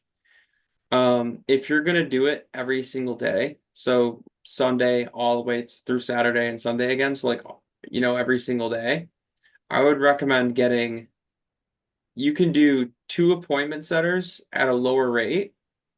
Okay, or what I've chosen to do is I have a full-time appointment setter and then a part-time appointment setter. So with the part-time appointment setter, they're covering only a couple hours Monday through Friday, which is just like 2 hours a day, 3 hours a day, and then they take all of Saturday and Sunday. And the reason I do that is because instead of paying 2 people like an equal rate of like X amount of dollars per month, generally a lot of the people that you're going to be hiring have either like a full-time gig already or they're not willing to work like um it's just hard to ask someone to work like 13 hours a day every single day. So I would recommend getting 2 people, then having one person do the majority of the work Monday through Friday, and then giving them the weekend for the break, and then having the people, you're having your second person kind of do the cleanup from the first shift Monday through Friday, then giving them the weekend. And then That if makes sense. your main appointment setter ever leaves, you can take your back end appointment setter and say, hey, look, instead of paying you a fraction what I'm paying you, I'd love to bring you full time for $500 a month base pay. And they're just gonna be like, yep. And then they're already gonna be trained up. So then basically you're creating a cycle of people that are already trained up. Does that make sense? Okay. Yeah, for sure. That helps a ton. I'm gonna connect with you on the slide because I have to go here right now. But for sure that helps a ton as far as like what I was even thinking. It's just confusing for them because like if you do 6 hours, like if you do a 6 hour shift for one person and then you do a 6 hour shift for another person, like the handoff in between them kind of gets a little bit complicated because the conversations don't flow as smooth or they don't know where that person has left off, if that makes sense. Where my secondary appointment center knows if the call has been booked or not, and then they just work the weekends. Does that make sense? Yeah. Plus, it makes it a little cleaner in terms of like figuring out the commission of things. Like once you go through the course, you'll see. Like I can, it's very easy to figure out who gets what commission because they have to tell me who they booked. Even though it goes through my system, they have to tell me manually the name when they book for and everything. Even though it automatically goes in the system, so I can verify in there. And when I get a close, obviously I know their name and I can just see on my tracker which person was the one that said it. Yeah, is there anything else that you want to go over? I know you got it going. It's like, but is No, that's it. But I'll that's like message you guys in the Slack channel. sounds good. All right. Sorry, thank you guys. Appreciate it. Um, cool. That's pretty much almost a wrap, guys. Aman, how did it go? Did you get chewed out? What'd you learn? No, luckily no tune out. He was pretty calm and walked me through everything. So we went through like lead by lead. He walked me through it. And he was just like, yeah, like this person. So he got like Well, actually, three, yeah. go ahead. Yeah, so he got like three people who actually answered the phone of the 10 leads. And then what happened was like one was like, "Oh, I don't know who you are." You're like, like where you come from. And he was just like, "Yeah," like he sent her like the screenshot. I was like, "Yeah, you opted into this page," but she was being difficult. One was like, "Hey, can you call me back a little bit later today?" So then when he called later, she was like, "Oh, I already went with another house painter." I was like, "Damn, that probably sucked for him." Um, and then he was like, and I forgot what happened to the other one. I have it in the loom. But yeah, that one answered, and then that didn't work out or something. Um, but but yeah, the rest he tried texting and calling, and he's like, "Yeah, I watched your video, and tried calling them a few times, but he didn't get a pickup." So yeah, that's what it seemed like. Um, And then he was like, "Yeah, I don't know if for this week the payment already went through." And I was like, "Yeah, I already went through, but you got the rest of the week, so." I was like, "You'll get the leads through." He said he doesn't know if the payment went through for the next week or No, he was asking like, "Oh, like I don't know, did the payment go through? Like I'd like to cancel." I was like, "Yeah, I already went through, but you got the leads for this week, so." so because you closed him. When did you close him? Which week ago? I closed them last Monday, so the payment automatically already went through. And so he was trying to like cancel it, and I was like, "Oh, already went through, but don't worry, man, we'll get you there this week." So basically, he paid last Monday for that week, and then Righteous is loving this. I hey, gotta use what you say. What was that? I gotta start saying what you say. Oh, Yeah. it's true, but you'll get the leads for this week. Yeah. so I mean, like, so are you gonna refund him, or are you gonna just like? No, no. I was just he was like, "Oh, like did the payment go through?" Like and I was like, "Oh, the payment already went through." But so you got a whole week ahead of you. We'll get some leads then, So I was just telling him like, "Yeah, it already went through, so we're gonna just." I didn't even like hint at anything like that. What did he say to that? He was just like, "Oh, okay." He was trying to cancel. He's like, "Fuck it, you already paid. I already paid for it. Might as well." Yeah. That's a good sign. Yeah. That's good. Yeah, it is. Yeah. And I was like, look, man, you got the whole week. Like I set up an AI for you so it can collect some addresses, and Yep. I'm gonna see what I can do about the previous leads. I just need to know who you already talked to.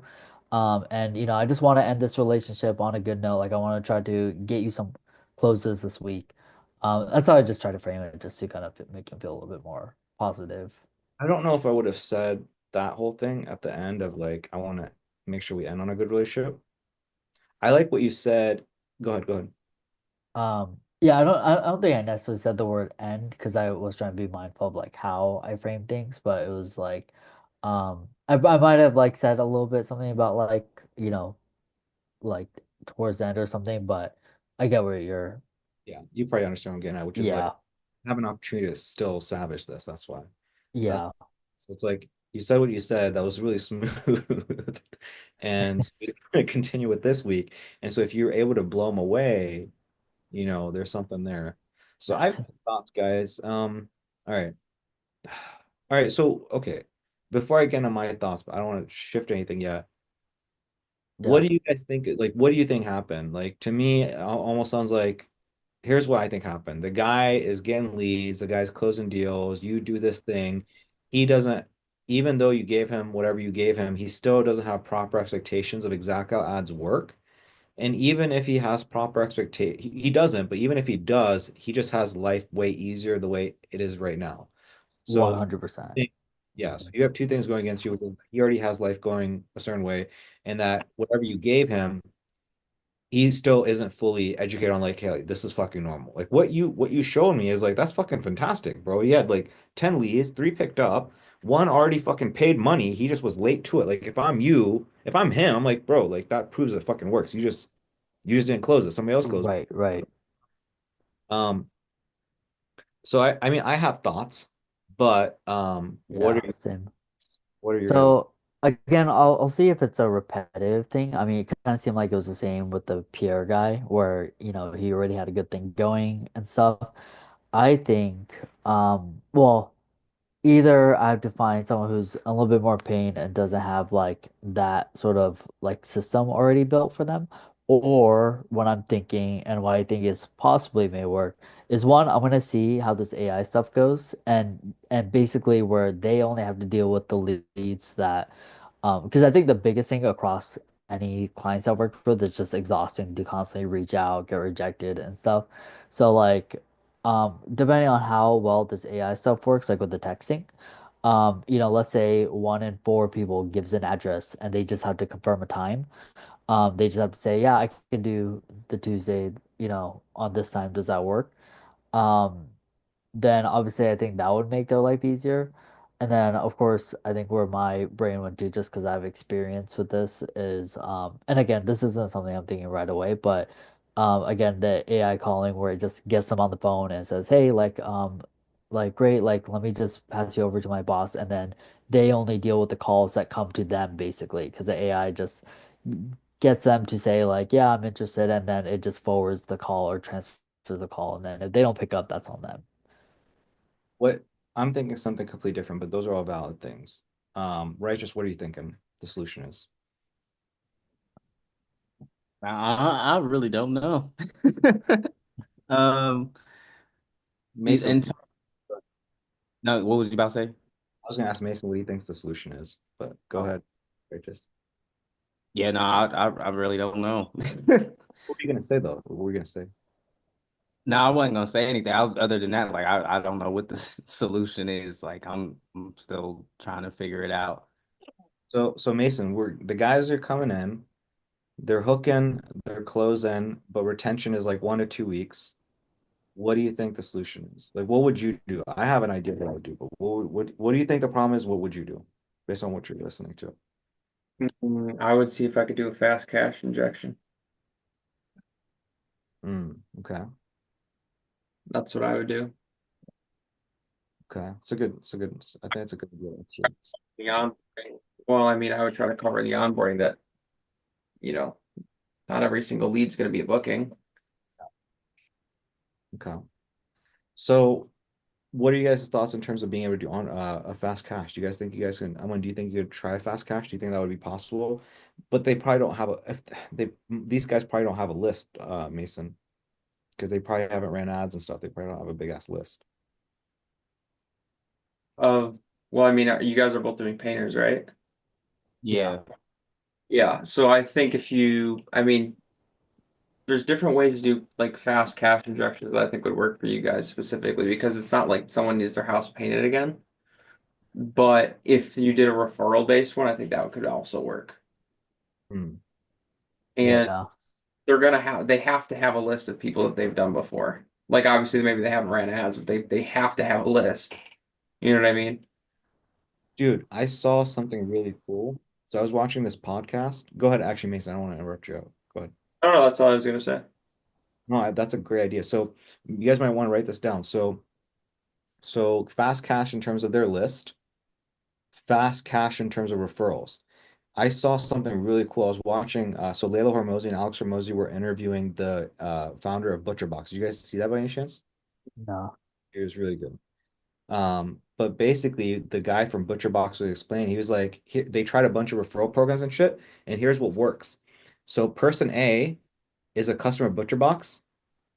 Instead of giving person A a discount, all they would do is they would just say, hey, look, if you refer somebody, we're going to give them a free thing and like a free month. And then after that, if they want to hop on a subscription, they can. So these people were able to give these people a gift. It's like, yo, I'm just going to give you some free fucking chicken. And so this person loves this person, and this person can stay or not stay. It doesn't matter. So I don't know how much this applies towards painters, but I know that makes so much sense to me of why that works. But then again, that's a subscription model thing. So I would be thinking about what you can do. Again, Mason's got some referral stuff, other things that might work. But I just want to throw that out there. Now, here's what was brewing in my head. Unless you had some other stuff you guys want to brainstorm, or Mason, you have something else you wanted to share. Go ahead. Okay, here's what I think it is, guys. I don't know that I want to jump to this too fast. Drew is obviously doing this, and it's proven for him. Unless I don't know what his return is. I don't know. It's possible that he has like a terrible turn. Like maybe one out of two people are fucking churn. Maybe, and he's just doing crazy high volume. It's possible. My mind is going to this. What I'm thinking is happening is there's not enough skin in the game. There's not enough buy-in, and there's not enough time for you guys to give people results. So the idea I'm playing around with my head is you tell them on the hook call initially, it's like, yeah, it's $2,000 a month, but again, I am going to get you results for free so that you can see for yourself, right? Potentially, we still keep that. The original script does not even have that, but I think it's good that Drew has that. What's brewing in my head is at the sales call level, we go into, hey, so we've already talked about it's $2,000 a month. So that equates to $6,000 total for 3 months. Or if you prepay, it's $5,000 for the 3 months. Now, in your particular case, what I like to do is I like to just offer you, I want to baby step it. So I just want to get you in for $1,000 for the given month. And then from there, I want you to start for $1,000. And then from there, if you decide it's good, if you want to rock and roll, we can. Or if you want, we can rock and roll. You can cover the remaining balance to get the discount. Or we can move month to month, or you can cancel. Something like that. So the idea is this. I don't have the best words here, but the idea is right now you guys are getting people to commit to a week, and that keeps fucking us.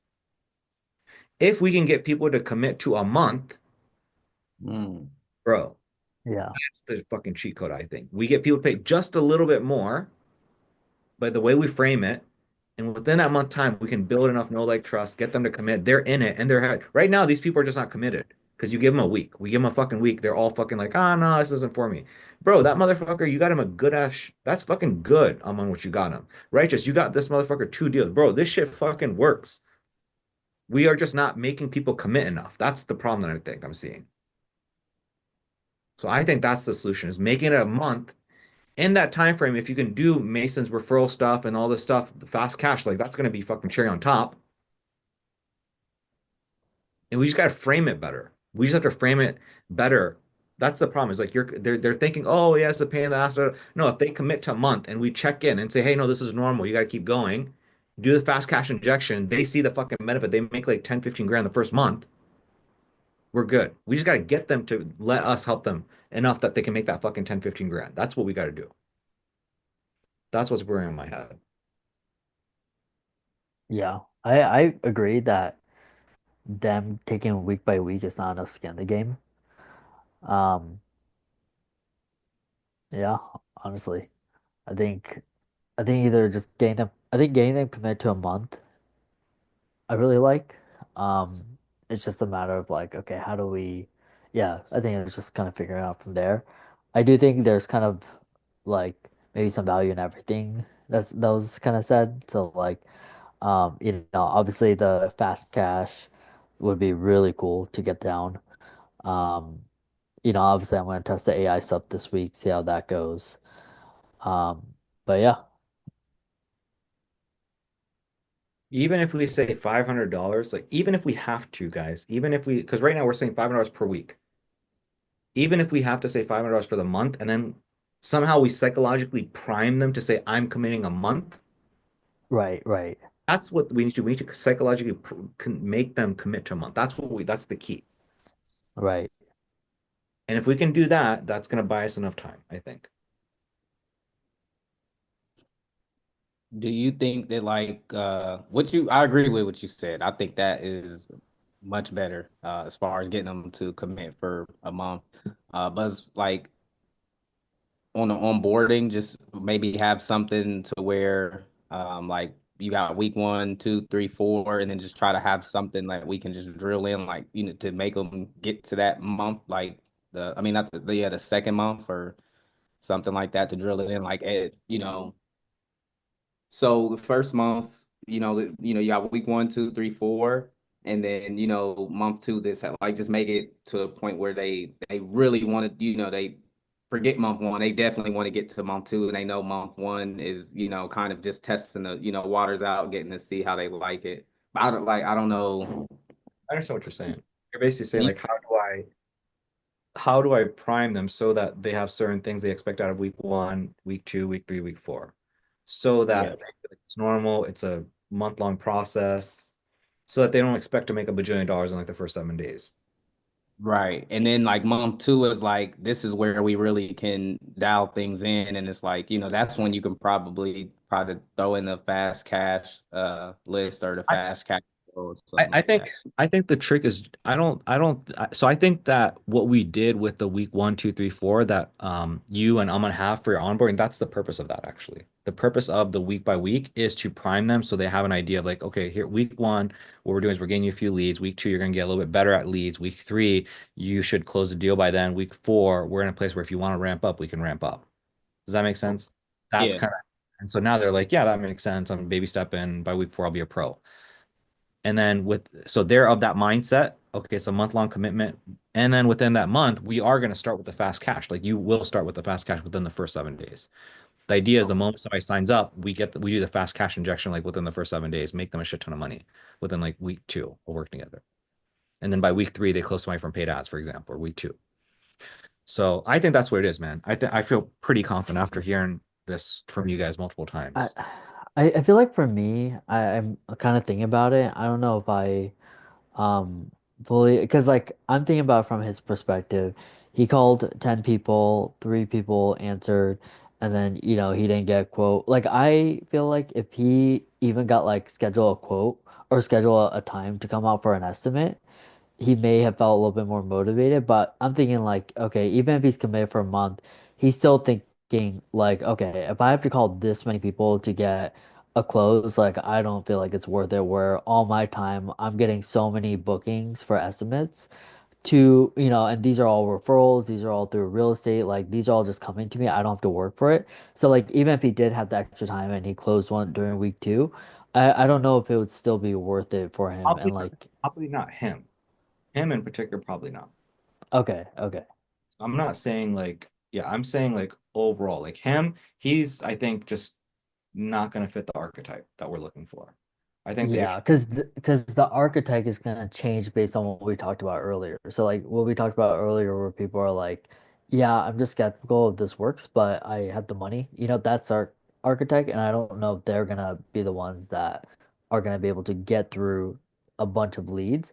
I still feel like if we can make it easier for them, where they don't have to spend so much time to get the quote, right? Even if they got less quotes, but it just kind of came more to them. I really do think that there could be so much value in that. you know. So I think so when I say like 3 to 7K is like my primary target, for me, it's like what I mean by like you want to ensure that they're affluent, it's like they're not flush with cash. I don't mean that. What I mean is that $1,000 is not going to scare them, is what I mean. Right. Me, if someone makes 3 to 7,000, I have people that are in these coaching calls that make 7,000, spend 7,000 a month. And so they're still in pain. Right. Makes sense. So what I mean is like they can afford to spend 1,000, not really bat an eye, but they're not like him where he has so much easy money. So there are people that make a good amount of money but that work hard and they have like feast or famine. Does that make sense? Right. Yes, Yeah, I'm looking for somebody that like is not going to bat an eye at $1,000, but is not like him, where it's like, dude, why the fuck? It's like me trying to fucking sell hard work to an OnlyFans chick that makes $1 million a month. The fuck? right, That's what I'm getting right, at. That's the best example I can give you. She's never she's never going to go for that. So, right. that's the idea. You got an OnlyFans girl. That's who he was. Right. And Yeah, because I guess like when I first talked to him on the hook call, he was like, "Oh yeah, like we're pretty like booked up." And I was like, "Okay, well, I'm looking for someone who's like hungry and looking to grow." He's like, "Oh yeah, like I'm looking to grow as well." And so like I think someone who is mostly at capacity probably isn't. Whereas if someone is like 50%, 25% there we go. capacity, And you I know, think there we go. I think what you're explaining now makes more sense, which is like capacity. So we're talking about affluent people that are not fully at capacity that are asking those skeptical questions. Maybe that's a better way for us to kind of have the archetype, right, because if somebody's like fully, if I think about it, if I'm fully built out to the brim, I don't really care about more traffic, more leads. That's like the worst thing for me. What I want to do is right, I want to the thing that's going to solve my problem is, can people take shit off my plate, or can I charge way more for the same amount of time and energy? Those are the only two things I care about if I'm filled to the brim. right, So your theory is correct. For those people, yeah, getting the leads over to them, getting it automated and everything like that, where they don't have to work them, would be very valuable to that archetype. right. So so I know we went over a lot. Um, I don't necessarily. I'm going to sleep on the script and I'll try to maybe get something over to you guys. Um, but I'm also like hesitant to like tweak a bunch of shit. So Right, yeah. but I feel confident. Like I feel pretty confident what I'm sharing. Like this is after fucking 3, 4, 5 closes, right? Like 5 closes is like enough, quite a bit of data. Um, so I guess like where do you guys want to take things from here? Regis, how long have you had your longest client? 2 weeks? No, a week. A week? Okay. Yeah. Something. It's crazy, yeah, because you're like getting them closes right up front and they're still not sticking, which is insane. Crazy. Um, yeah. On a side note, I did get one like data from my AI, which is cool. Um, so basically it was like, hey, thanks for filling out the form. Now this is a 3 to 6 month person. And they're like, "This is April." She said, "Yes, awesome. This is John from Brothers Painting Company. I have your quiz responses here. Looks like you're interested in interior painting with full repaint for your home." So I just took those answers and was able to like kind of say it back. Yeah. We'd love to schedule a quick visit so we can check out your home and give you a more accurate, just to double check what area are you located in. And then they said Century Village, West Palm Beach, 684 square foot, 1.5 bath ground floor unit. They're like, got it. We do serve Century Village area on West Palm Beach.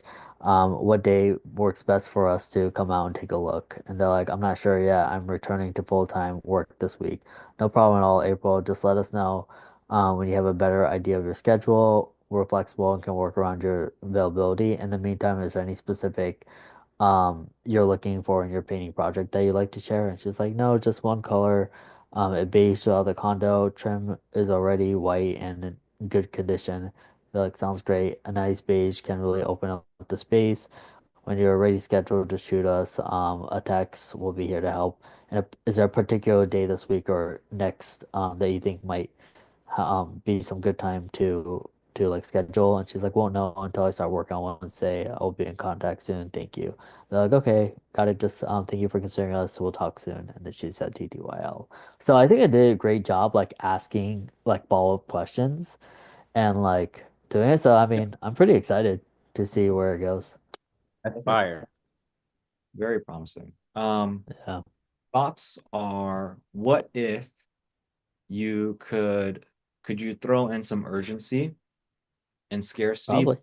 by throwing in, hey, by leading and hooking with, hey, so you opted in this thing for our 10% discount um for the month of April. Does that make sense? Something like that. Yeah, yeah. So the quiz doesn't have a 10%, but I'm sure like I don't think it's gonna be hard to like say like great, like just so you know, maybe Yeah. we can like push for a thing, right? And if someone says, okay, like I'll get back to you, be like, great, we do have 3 spots left for $750 off.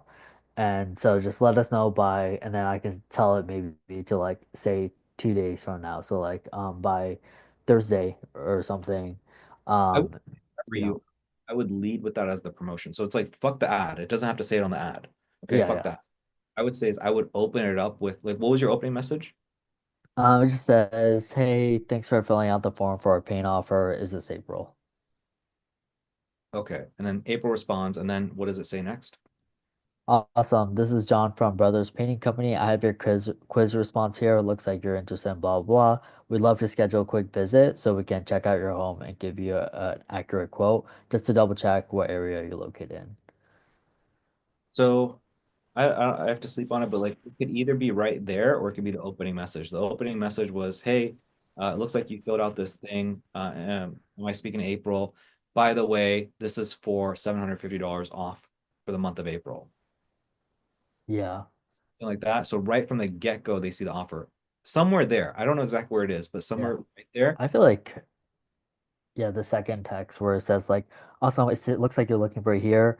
We'd love to schedule a quick visit. We have 5 more spots left this month for $750 off. Um, and then just to double check where you're located or something like that. Yeah, exactly. Something like that. Something like that would be, that's what I would play around with. Yeah, okay. Yeah, cool.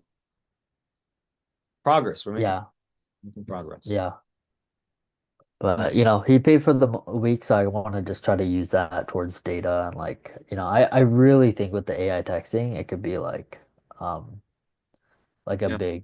big step because I just, you know, it's not like where it's booking for an in-person thing where they have to show up. It's like if they agree to a time, at that point you just gotta show up and, you know, what are they gonna do? Hide? Right. Yeah. I mean, yeah, man. If it work, I'm not gonna be surprised if it works out just like cam stuff. So Yeah. all right. I'm gonna sleep on the other stuff in terms of the price Yeah. point. If you guys want to, I don't know, maybe you guys want to do this one week where you guys go a little bit crazy and hook and close and keep this in your mind of like, okay, based off my conversation with Kushi, based off of Righteous, based off of our data, I think this person is probably going to churn in 1 or 2 weeks. That's what the data is telling me. Let me see what behavior. So now you know, right? So now we all go into this with the mentality of they're going to fucking churn a week. So now you know that. So what are your behaviors to prevent that? What are you going to try to say and do to prevent that? And maybe we just fucking do an experiment. And if they still fucking churn, our theory is correct and we need to fucking change something. Maybe we just give it one more solid week where we try to do this way. I Yeah. don't know. You Yeah. guys, Yeah. I mean, my theory goes down to the AI, so I'll just keep testing that and seeing what I can do there. so yeah. I will get back to you as I'm gonna sleep on it. But I think one more week of let's collect data, close. Each of us try to close one more deal and just kind of confirm if this theory is correct or not and take things from there. Yeah. I mean, it happened 5 times, so yeah. Bro, something's going on. Either that or painters have they have commitment issues. Yeah. So I don't know if that's true. It's too much of a coincidence, I think. So um and I will tell you, I mean, when I spoke with Drew months ago, when I first initially asked him, one of my first questions was about churn, and he did not give me a straight answer. I'm not trying to say anything bad about him, but he did not give me a straight. Sure. Yeah. Yeah. So um Yeah. But Aiden has pretty good um like like retention, I think, right? At least Aiden, that's what yeah. Aiden? Yeah, Aiden with his clients. Yeah, well, his clients are completely different, right? They're not from whatever you guys are doing. His clients are all Yeah. his clients are all Yeah. But his yeah, they're also like service. I know they're referrals, so referrals are gonna like, you know, they're gonna be easier to sell for like the month or at least the 3 months. So they probably have more commitment time. But I mean, at least, you know, I know, okay, in the home space, like I, home I contracting. I was joking about the commitment thing. I don't think it has anything to do with the niche. Oh, okay. Yeah. I was just joking. No, this has nothing to do with the fucking niche. Well, No, you mentioned about Drew, so Um, So just really quick. So Aiden, all of his clients, almost all of them are from his business partner. So it's him. He has like a business partner. His business partner makes millions of dollars selling does roofing, and because his business owner, his partner has a roofing company, he knows a bunch of contractors. So he meets these contractors and gets them over to Aiden. got it. So him and Aiden, he has his own roofing company. Aiden has an agency. They have an agent. They partner on the agency together. He has his own business. That's how he forwards it, and so that's how he gets his clients and stuff like that. So he's doing the free to fee as a way to scale and niche down. Now, in terms of Drew, so that's Aiden. In terms of Drew, Drew's more applicable to you guys. He's doing your method and everything like that. Right, right. And so again, when I asked Drew what his churn rate was, he didn't give me a straight answer, which leads me to believe that whatever issue you're having, I think he had the same issue. I'm guessing. Yeah. He's probably collecting a lot of 250s and then, you know. I think so. Drew's a fucking, by the way, when I don't know, I think you were here when we were working with Drew, but Drew's probably one of the, he's like a fucking machine, bro. He's insane. Oh yeah, yeah, Like righteous times 10. I don't know how the guy gets it done. He's just like, he was, yeah, out of all the people I've met, he's one of the craziest in terms of like working lead sales and just being on it. So it wouldn't surprise me if he had it in him to work that level, like the volume of people and do that. yeah. It was Yeah. definitely a machine for sure. So, that being said, guys, questions, comments, concerns, thoughts, anybody want to go over anything else? You mentioned some homework for us. You told us to like get how many leads we had generated and a couple other things, but I kind of forgot to write them down because I'm a slow writer. I'm not gonna be able to write and listen at the same time. But I can go back and listen to the call if you don't remember. Which part are you talking about specifically? I might remember. I remember you mentioned we need to find out. How I many know for how many people responded to those? You're talking about the KPIs that Amon and Right just have to compare with each other in order to yeah. version of what it looks like in terms of like percentage rates. Yeah, I forget what I remember saying we have to compare the data. I'm just trying to remember why, what problem we were trying to solve. I But think you're trying to want us to get the data of like how many people that they talk to, how many people like quotes did they get, oh like yeah, for our okay. clients. Yeah. So what I was trying to do is like, so we had 5 people churn. So it's like, what results did those guys get to Okay. uh, justify churning? And so if you Right. guys want to put that data down, you can. But I think Aman already kind of, I mean, if you guys want to, just so we can be thorough, but Aman, you already have the data of like, hey, you got 10 leads for this guy. He talked to 3 people. This happened with 2 of them, and that's why he didn't move forward. So if you guys want to get all the data for all 5 people, we can see, but it's up to you if you guys want to still do it. Again, I feel pretty clear on the theory of like, even if you come Okay. back with the data, I feel like whatever I said is the issue, which is it's just not enough commitment. Nope. I got you. It makes sense. Because mom, I forgot mom did take that call earlier and come back with the data. So Yeah. So if you guys want to collect it, I'm happy to run through it and then we can confirm if this theory is true or not or has validity. It was Um, so funny. I accidentally sent that text like while trying to explain it to you guys. I started busting out laughing, that was man. the funniest shit, bro. The moment you did that, I was like, that's such an Uman thing to do. He's like, Oh, like, yeah, I should probably call him now. yo, I kind of fucked this up. I'll be right back, guys. Oh my God. It was too funny. That was great. Hey, got me to talk to him sooner, so There you go. yeah. You deal with some real chill people of mine. I tell you that. Because my people ain't going. They want refund. Really? Yes. Yeah. You know, I went through. I'm I'll send you some leads. You got the rest of the week. It's like, damn, I should have said that. I, yeah, I try to just keep I was it like, chill and man, it's like I I can't. think I also gravitate towards like the really chill guys. So I don't know if like the guys you talked to, they were like hostile at all. Like, you know, like okay, well I gotta make sure my guys like the guys I did close with them. Maybe again it's just luck with who I talked to, but like they're just like, yeah, man, that'd be great. Just send over the leads, like you know. Yeah, I've been getting some pretty chill people too. Yeah. My Columbus lead, that dude was a little crazy. He was a little crazy, but it's cool. Uh, Yeah, I think it just mentally I just wasn't prepared to give him any kind of refund. Like I tried calling him, I called him Sunday. I tried texting him like 3 times. So like at that point when he was like, "Oh yeah," like he didn't say anything about refund. He was just like, "Oh, like I don't know if the payment went through, but like because I was like, "Oh yeah, I already went through, but we have a whole week out of us now, so let's do what we can." We're partners now, man. We're partners now. We're going down together. Right. What Yeah. anything else you guys want to go over? So No. for this week, we keep doing the hooks regular. We do the 500. We don't try to get them to commit to 1,000. We just try to test out, see how it is, and then we make some tweaks from there. Yeah, my theory is this. My theory, and go crazy, guys. Like try to just like this week here, like I want you guys to go under there with the impression of you guys are gonna close and then you're gonna get fired. Like that straight up. Because I want to prove this theory to see if this theory is correct or not. So put in a lot of volume, try to close two people if you guys both can. If you guys both can, try to close two people and let's see if we can um retain them this time next week or not. Okay. That's it. That- Just do that and just understand this is the data. It's almost like yes, it's the idea is we're collecting data, but it's almost like you're trying to prove this theory correct. That's the idea we're trying to do. So it's not like we're like so far we've been I have the idea let's retain and make money into, but like it's we almost want to like write off this theory. It's kind of like sometimes I'll launch an ad and I know it's not the winner, but I want to put money behind just to prove that it's not the winner. Kind of Yeah. a good way for me to kind of explain it maybe. Yeah. So I don't know how you guys feel about that, but I want to write this theory off. I want to, after five duds, I want to be sure like the issue is what I think it is. Copy Um, that. that's it. Um, anything? Righteous. Righteous. Real quick. How many do you have? One client right now or two? One. One client.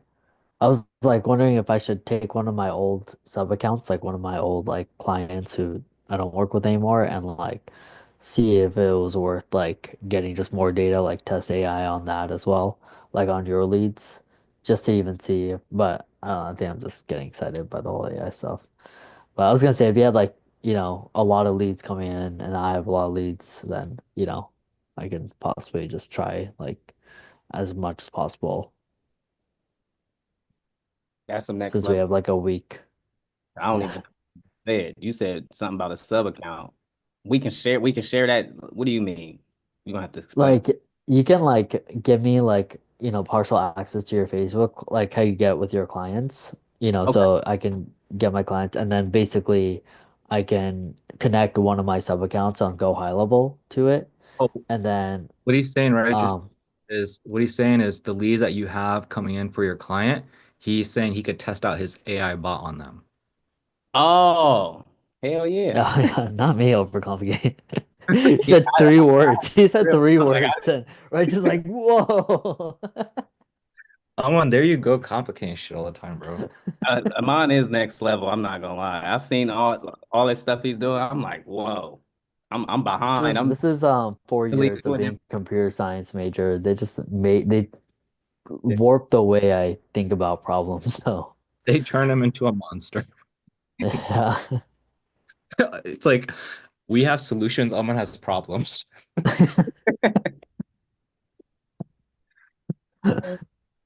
Yeah, I would be open to that, testing out the AI bot. I looked out Go High Levels AI. I think I have to get a phone number to make that work though. So I've been looking at that to get a phone number registered so I can kind of test out Go High Levels AI because it seems pretty promising off what I'm watching on YouTube and stuff like that. But it seems Got pretty. it. Yeah. I'm thinking like if we have 1 week left, I mean again, I have something already kind of built out. I'm thinking um I just give you access to all my old client sub accounts, make sure they're kicked off, and then I can get something up and running probably like later tomorrow, and then I can give you access to that sub account just so you can see, what the AI. Looks like it. It Okay, looks yeah. like, yeah. I don't know, Christy, if that's fine to do with my time. But I don't care. As long as you guys close two more deals each this week, commit, do that, and then whatever you guys want to do with the AI bot. yeah, yeah, All right. Anything else, guys? We'll chat about it in the free to feed. We'll kind of figure that out. But yeah, yeah, sounds good. Yeah, I'm good. Cool. We good. cool. All right, guys. Mason, I'll see you guys next week.